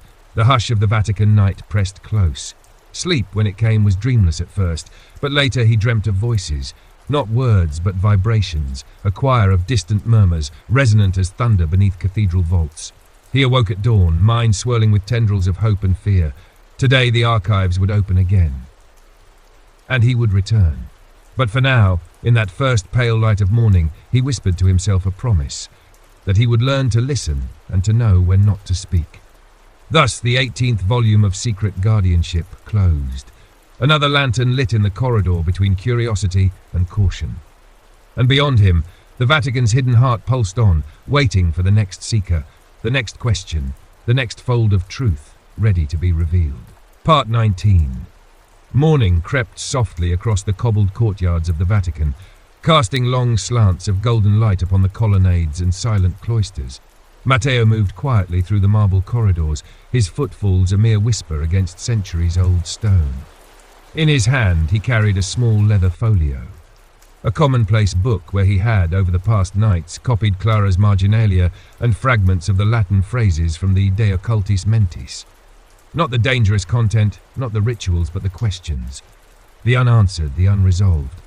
They had become, in some quiet way, a litany for his heart. As he crossed into the hall of the Apostolic Library, he felt the familiar hush envelop him.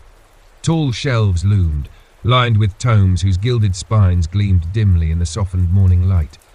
The scent of cedarwood and ink, mingled with the faintest trace of candle soot, wove a comforting cocoon around him. It was here, among these silent sentinels of knowledge, that Matteo sought guidance, not from men, nor even entirely from God, but from the echo of truth itself. At a desk tucked beneath a stained glass window depicting St. Augustine in contemplation, Matteo opened his folio and began transcribing anew. Not merely words this time, but reflections, a dialogue with the mysteries he had glimpsed. His quill moved slowly, each word a cautious step across an unseen bridge. Does the mind seek knowledge for light or for pride? He penned in careful script. He paused, listening. The answer did not come in any voice, nor in some whispered intuition, but in a deepening of silence that settled warmly around him. He understood. Perhaps it was both. Pride intertwined with hunger, hunger with the longing to serve. Knowledge itself was neither holy nor profane. It was the bearer's heart that coloured its power. He continued, "What lies between faith and fear?" His hand hovered, then added softly, "Perhaps only love." As he wrote, footsteps approached, unhurried, soft, almost blending with the rustling breath of ancient air. He did not turn, for he knew the tread. Frate Emilio came to stand beside him, gazing at the script with eyes that held no judgment, only a seasoned weight of quiet knowing. "You write as one who listens," Emilio said at last, his voice a gentle murmur amid the hush of the grand hall. Matteo nodded. "I write as one who wonders." "That is the right way." Emilio's hand rested lightly on Matteo's shoulder, a touch that spoke of shared burdens rather than authority. But wondering is not always safe. "I know." Matteo closed his folio. "But to wonder in silence, is it enough, or is it another kind of fear?" The older monk gave a slow, thoughtful sigh. He drew a chair beside Matteo and seated himself with the grace of a man well acquainted with waiting, his hands folded upon the polished wood of the table, weathered fingers curling gently around each other. "There is a story," Emilio began, his voice low and even, "of a monk who once sought the purest light of God. He prayed alone for many years in a cave beyond the hills of Subiaco. He ate little, spoke less, and denied himself all comfort. One night, as he knelt in darkness, a voice came to him, not from heaven, but from the depth of his own mind." Matteo listened, the stillness around them deepening with each word. The voice said, "Why do you seek light in darkness when you fear the dawn?" And the monk, realizing he had run from the world's questions rather than embracing them, returned to his brothers. He learned to listen, to question, to speak in humility, and he found the light he sought, not in solitude, but in silent courage. Emilio leaned back, his gaze steady. "The Vatican has its caves, Matteo, its silences. You have entered them, but the dawn lies beyond the caves, and you must decide whether you will fear it or face it." Matteo absorbed the words in silence, the echo of the story settling into the marrow of his understanding. He felt no reprimand, no subtle hand of discouragement, only a gentle invitation to see beyond the veils of secrecy and fear. His heart steadied. "Will you teach me how?" he asked quietly. Emilio smiled, a faint curve of his lips touched with something almost paternal. "I will walk beside you. That is all any of us can do." The days that followed unfolded like pages in a careful manuscript. Matteo's routine shifted. No longer furtive midnight visits to the Chamber of Whispers, but quiet studies within sanctioned texts, reflections shared with Emilio, and long hours spent in contemplation beneath the muted light of the Vatican's cloisters. He did not abandon his questions. Rather, he let them rest like seeds beneath the soil, awaiting their season. But curiosity, like the tide, is never fully stilled.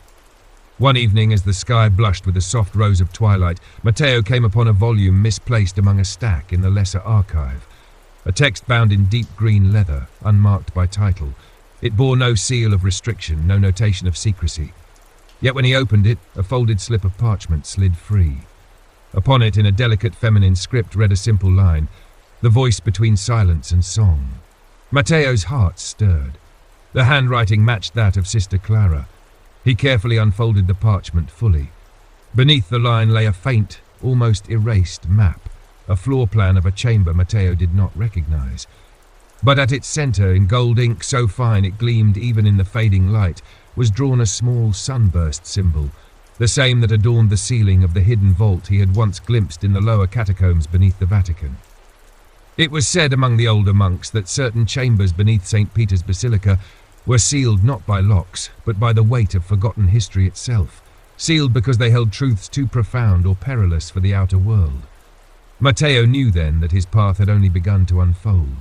The folio, the scrolls, even the warnings, all had been mere doorways to a deeper calling. That night, Matteo stood once more at the threshold of choice. The dawn, as Emilio had said, waited beyond the cave. And in the hush of his heart, Matteo whispered a silent vow, not of rebellion nor of reckless seeking, but of a deeper courage. He would seek not to unlock the secrets of the Vatican for glory or knowledge alone, but to understand the fine thread upon which truth and fear were strung together. And when the time came, he would walk into the light, not in haste but in grace. The map lay before him, its ink shimmering faintly like a star fallen into his hands. And outside his window, the bells of St. Peter's sounded softly across the twilight sky, a quiet, ancient song that seemed to hum with the heartbeat of the ages. In that sound, Matteo heard not a command nor a warning, but an invitation. And so the dawn awaited. Part 20. The sun had barely breached the horizon when Matteo traced his fingers once more over the parchment map. The ink, aged and delicate, shimmered softly in the grey morning light that spilled into his chamber. He had spent the hours of the fading night studying every contour, every symbol, memorizing the faint inscriptions in Clara's looping script. The map depicted a network beneath the Vatican's visible heart, a substructure known only in whispers as limbus subterraneum, the subterranean threshold. Unlike the sanctum of eclipsed truths or the chamber of whispers, this place seemed absent from any known registry, any codex, or even Emilio's veiled anecdotes. It was as though it existed solely in the margins of memory and forbidden speculation. The lone sunburst symbol gleamed at its center, encircled by a series of concentric arches. Matteo wondered, was it a chapel, a vault, A crypt?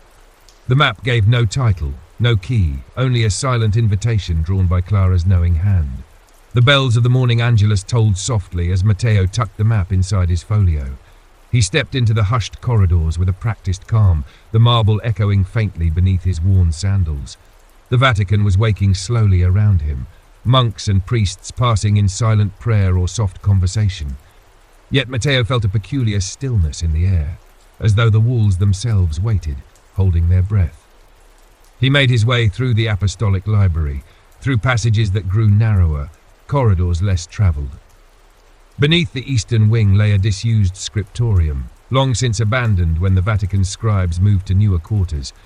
Matteo had visited it once under Emilio's guidance, a place where forgotten manuscripts languished, their ink fading, their vellum curling with age.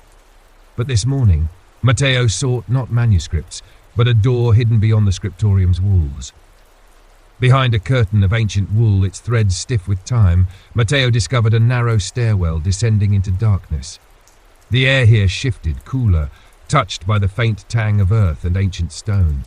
He stepped down cautiously, taper in hand, its flame flickering gently against the encroaching shadows. The stair spiraled deeper than he anticipated, each step an echo into a world untouched by the waking Vatican.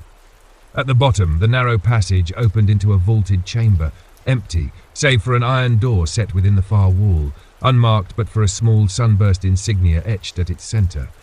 Matteo's heart beat with a slow, deliberate cadence. He approached, running his fingers over the symbol.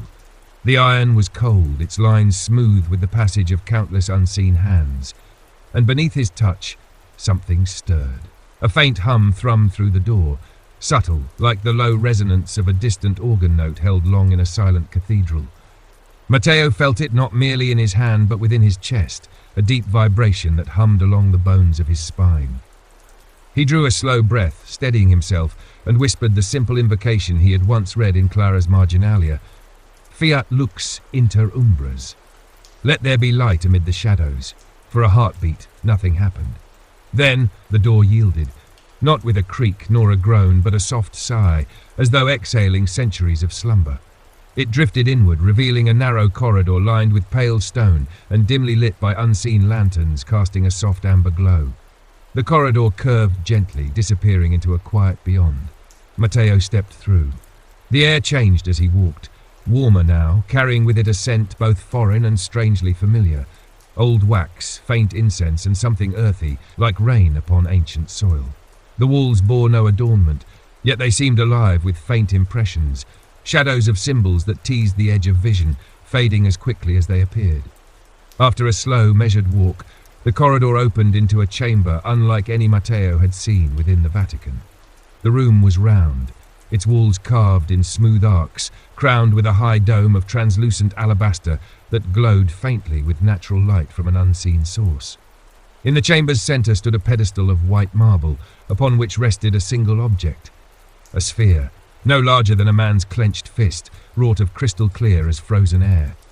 Within the sphere, threads of light pulsed softly, weaving and unwinding in slow, endless patterns.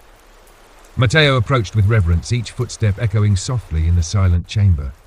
As he drew near, the sphere's light shifted, no brighter, no louder, but in a way that resonated with the rhythm of his heart. He felt no fear, only a profound quiet stirring within him, as though he stood on the edge of a great lake, whose depths reflected the sky's infinite vault. The sphere's surface shimmered as he gazed upon it, and within its heart images began to unfurl. Not visions, but impressions like ripples upon a calm sea. Faces, fleeting and half-formed, voices without words.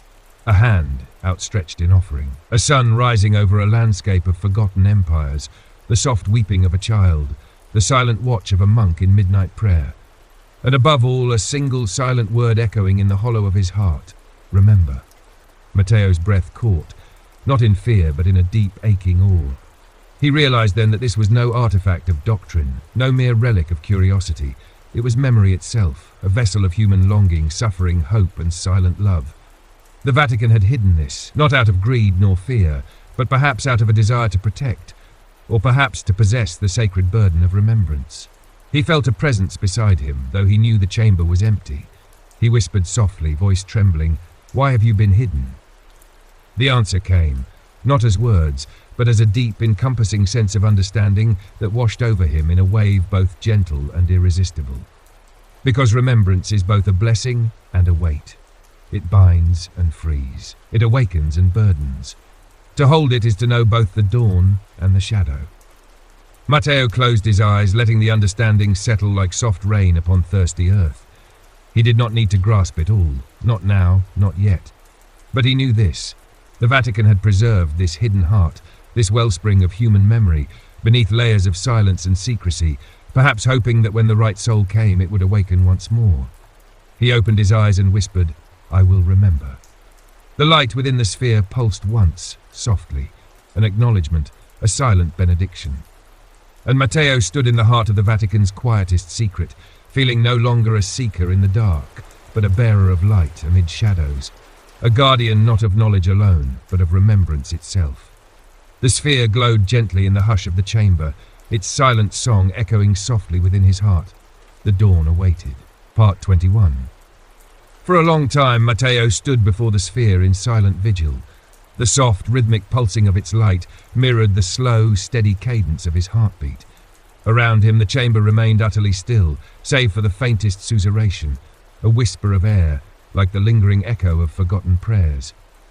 The weight of centuries seemed to settle gently upon his shoulders, not as a burden, but as a mantle worn by those who had walked these hidden paths before him. He reached out his hand, fingertips hovering just above the smooth surface of the sphere. The light within shimmered softly, responding not to touch but to presence, as if recognizing the intent of his heart rather than the motion of his hand. Matteo did not press forward, nor did he dare attempt to take the sphere. Some instincts, old as the walls of the Vatican itself, warned him that this was not an artifact to be claimed, nor a secret to be possessed. Instead, he whispered quietly, "What am I meant to do?" The answer came not in words, nor even in thought, but in a wave of quiet knowing, a deep, resonant understanding that unfolded within him like the slow opening of a dawn-lit flower. The sphere did not hold forbidden knowledge. It did not conceal dangerous rituals or heretical truths. It was instead a vessel of memory, not just of one person, nor even of a single age, but of humanity's silent and shared yearning to touch something beyond itself. The sphere was remembrance, yes, but more than that, it was a mirror of the human soul, its hopes, its griefs, its moments of light woven with its shadows. It was the whispered voice of the countless unnamed who had lived, prayed, struggled, and passed unnoticed into history's great silence. And in that realization, Matteo felt a quiet shift within himself, a slow, solemn awakening. He stepped back, folding his hands before him. "I will not seek to own you," he said softly, "nor will I speak of you where hearts may twist your meaning." His words fell gently into the chamber, met by the soft pulse of the sphere's light, one brief, silent flash, like the quiet nod of an old friend. With a deep breath, Matteo turned and retraced his steps along the smooth-walled corridor. His footfalls echoed faintly, their rhythm slow and even. As he passed through the narrow passage and beyond the iron door, the humming ceased, not as a closing but as a silent farewell. The door drifted gently shut behind him, the soft sigh of its motion fading into the hush of the subterranean vault. Back in the stairwell, Matteo ascended with a heart lighter than when he had entered. Each step upward felt less like a retreat from mystery and more like a return to his rightful place, bearing not the weight of forbidden knowledge, but the quiet clarity of one who had been entrusted with a deeper understanding. When he emerged once more into the abandoned scriptorium, the first shafts of morning sunlight sliced gently through the high-arched windows. Dust motes danced lazily in the beams of golden light, their slow drift a silent chorus to the world's quiet song. Matteo stood a moment longer, breathing in the simple peace of that forgotten room. He did not return immediately to his chamber. Instead, he walked through the Vatican's gardens, silent and still in the soft blush of dawn. The olive trees stirred gently in the breeze, their silvered leaves murmuring quietly. The fragrance of lavender and old stone mingled in the air. Here, amid the living heart of the Vatican, Matteo found himself reflecting upon the countless lives that had passed before him, monks, scribes, seekers, doubters, saints and sinners alike. He thought of Clara, whose daring heart had left behind not merely marginalia in forbidden tomes, but a quiet pathway for those who would come after. He thought of Emilio, whose patient wisdom had never sought to bind his curiosity, but to guide it. And he thought of the countless others, the nameless hands that had penned forgotten prayers, the voices that had whispered questions into the silent chambers of faith, never seeking acclaim nor fearing the quiet darkness. The Vatican, Matteo understood now, had never been merely a fortress of secrecy, nor had it been solely a gatekeeper of power. It was a vessel, much like the sphere, a keeper of memory, of longing, of the fragile, luminous thread of humanity's ever-reaching spirit. Matteo knelt beside a low stone bench, resting his hands upon his knees. The morning sun warmed his face, soft and golden. And there, in the quiet hush of the garden, he prayed, not for knowledge, nor for clarity, nor even for guidance. He prayed instead a simple prayer of gratitude, for the mysteries that remained, for the questions that stirred quietly in the heart, and for the silent grace that watched over those who dared to seek with humility. When at last he rose, the day had fully dawned. The Vatican's bells rang softly in the distance, calling the faithful to morning prayer. Matteo joined the slow, silent procession of monks, blending into the living tapestry of devotion and quiet service. He did not speak of the sphere, nor of the chamber. He did not whisper of the map tucked carefully back within his folio. Instead, he carried the memory within him, a silent ember, a quiet promise. In the days that followed, Matteo resumed his duties with a heart newly attuned to the subtle rhythms of the Vatican's life. He served in the library, guided novices, assisted in the care of ancient manuscripts. To many he seemed unchanged, calm, diligent, quietly devoted. But those who knew him well, like Emilio, noted a deeper steadiness in his gaze, a softer grace in his voice. One evening, as he tended to a fragile manuscript in the quiet alcove of the library, Emilio approached and rested a hand gently upon his shoulder. "You have walked a hard path," Emilio said softly, "and you have returned." Matteo met his mentor's eyes. "I walked to the edge," he replied with a quiet smile, "and found that it was not an end, but a beginning." Emilio nodded, a slow, thoughtful gesture, the beginning of knowing when to speak and when to listen. Matteo lowered his eyes to the manuscript, tracing its faded script with a reverent hand. Yes, and when to remember. As the sun set beyond the Vatican's ancient walls, casting a golden hush upon the world, Matteo felt within him a quiet certainty, like a soft chord struck in the vast silence of the heart. The sphere remained in its chamber, hidden beyond the reach of careless hands and hasty hearts. But its light echoed softly in him now, not as a secret to be revealed, but as a silent trust to be carried forward in quiet faith. And in the heart of the Vatican, beneath the weight of centuries and the hush of sacred walls, Matteo became a silent guardian, not of forbidden knowledge, but of the deeper grace that waits patiently for those who seek with humility, listen with love, and remember with reverence. The dawn awaited, and he walked forward into its quiet light. Part 22. The summer sun stretched long shadows across the Vatican's hallowed grounds, as Matteo made his way slowly along the Via Sacra, the ancient pathway that wound softly beneath the solemn gaze of the apostolic palace.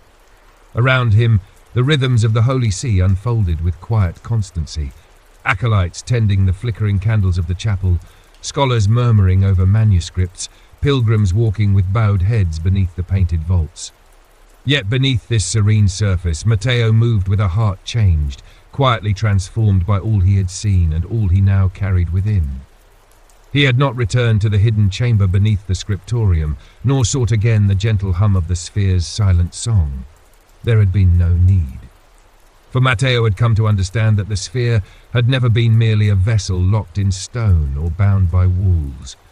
It had awakened within him a deeper calling, one not of possession nor even guardianship in the strictest sense, but of stewardship, the kind of quiet care that lives not in secret places, but in the way one walks the world. He paused beside a slender column, its capital carved with the simple motif of a vine and branch. A breeze stirred the olive trees nearby, their silvery leaves shimmering faintly in the afternoon light. The garden beyond lay silent, bathed in the soft song of the wind, a melody old as the stones themselves. And Matteo breathed in the peace of the moment, allowing it to settle upon him like a quiet blessing. The days since his encounter with the sphere had unfolded with a gentle clarity. There had been no grand revelations, no urgent summons from the higher offices of the church, no whispered rumours of hidden knowledge seeping through the Vatican's guarded corridors. Life had continued as it always had, quiet, measured, profoundly human. And yet, within Matteo, everything had subtly shifted. He no longer searched the archives with the restless hunger of a seeker grasping for forbidden truths. Instead, he served with a heart attuned to the small, sacred moments that passed unnoticed by most, the hesitant glance of a novice upon discovering a forgotten psalm, the soft murmur of an elder monk tracing the faded lines of a beloved scripture, the quiet grace of a scholar setting pen to paper in silent reflection. In these small, luminous fragments, Matteo saw echoes of the sphere's light, threads of remembrance woven gently into the tapestry of everyday life. One evening, Emilio had joined him beneath the ivy-clad colonnade of the library's cloister. They sat in companionable silence as the sky deepened into twilight, their words few, yet filled with a quiet understanding that needed no voice. "You've learned to listen," Emilio had said softly, his gaze resting upon the slow drift of evening clouds. Matteo had nodded, offering a gentle smile. "And to wait." Emilio's eyes had softened with a look both paternal and deeply respectful. "That is enough. Sometimes it is everything." And Matteo had felt in that moment the silent transmission of a trust unspoken. The passing of a torch, not of knowledge alone, but of quiet vigilance, of reverent remembrance. In the weeks that followed, Matteo took to walking among the pilgrims who filled the Vatican's grand halls, moving unnoticed amid the ebb and flow of hearts seeking solace, grace, or answers to questions too deep for words. He watched them, the hopeful, the weary, the seekers of light and the bearers of burdens unseen. And in each face, in each bowed head and uplifted heart, he glimpsed fragments of the silent song the sphere had revealed. It was in the soft tears of a mother lighting a candle for her child, in the silent prayer of a young novice kneeling in the quiet chapel, in the knowing gaze of an old priest whispering a benediction over a weary traveller. These were the living echoes of the memory Matteo now carried, a sacred remembrance not confined to hidden chambers, but alive in every heart that dared to hope, to question, to love. One morning, as the bells of St. Petita's tolled softly across the awakening city, Matteo found himself standing before the great bronze doors of the basilica. He watched as pilgrims crossed the threshold, their faces lit with quiet reverence. And in their steps, Matteo saw not merely the echo of ancient faith, but the living pulse of a memory shared, a silent song carried forward across centuries by countless hands and hearts. He stood there a long while, bathed in the soft glow of morning light, before turning slowly and making his way back toward the library. His steps were light, unhurried.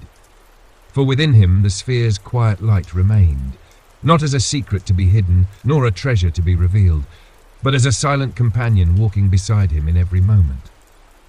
That afternoon, as he tended to a fragile manuscript in the library's quiet alcove, a young novice approached him, a slender boy with eyes wide with questions, carrying a text he struggled to comprehend.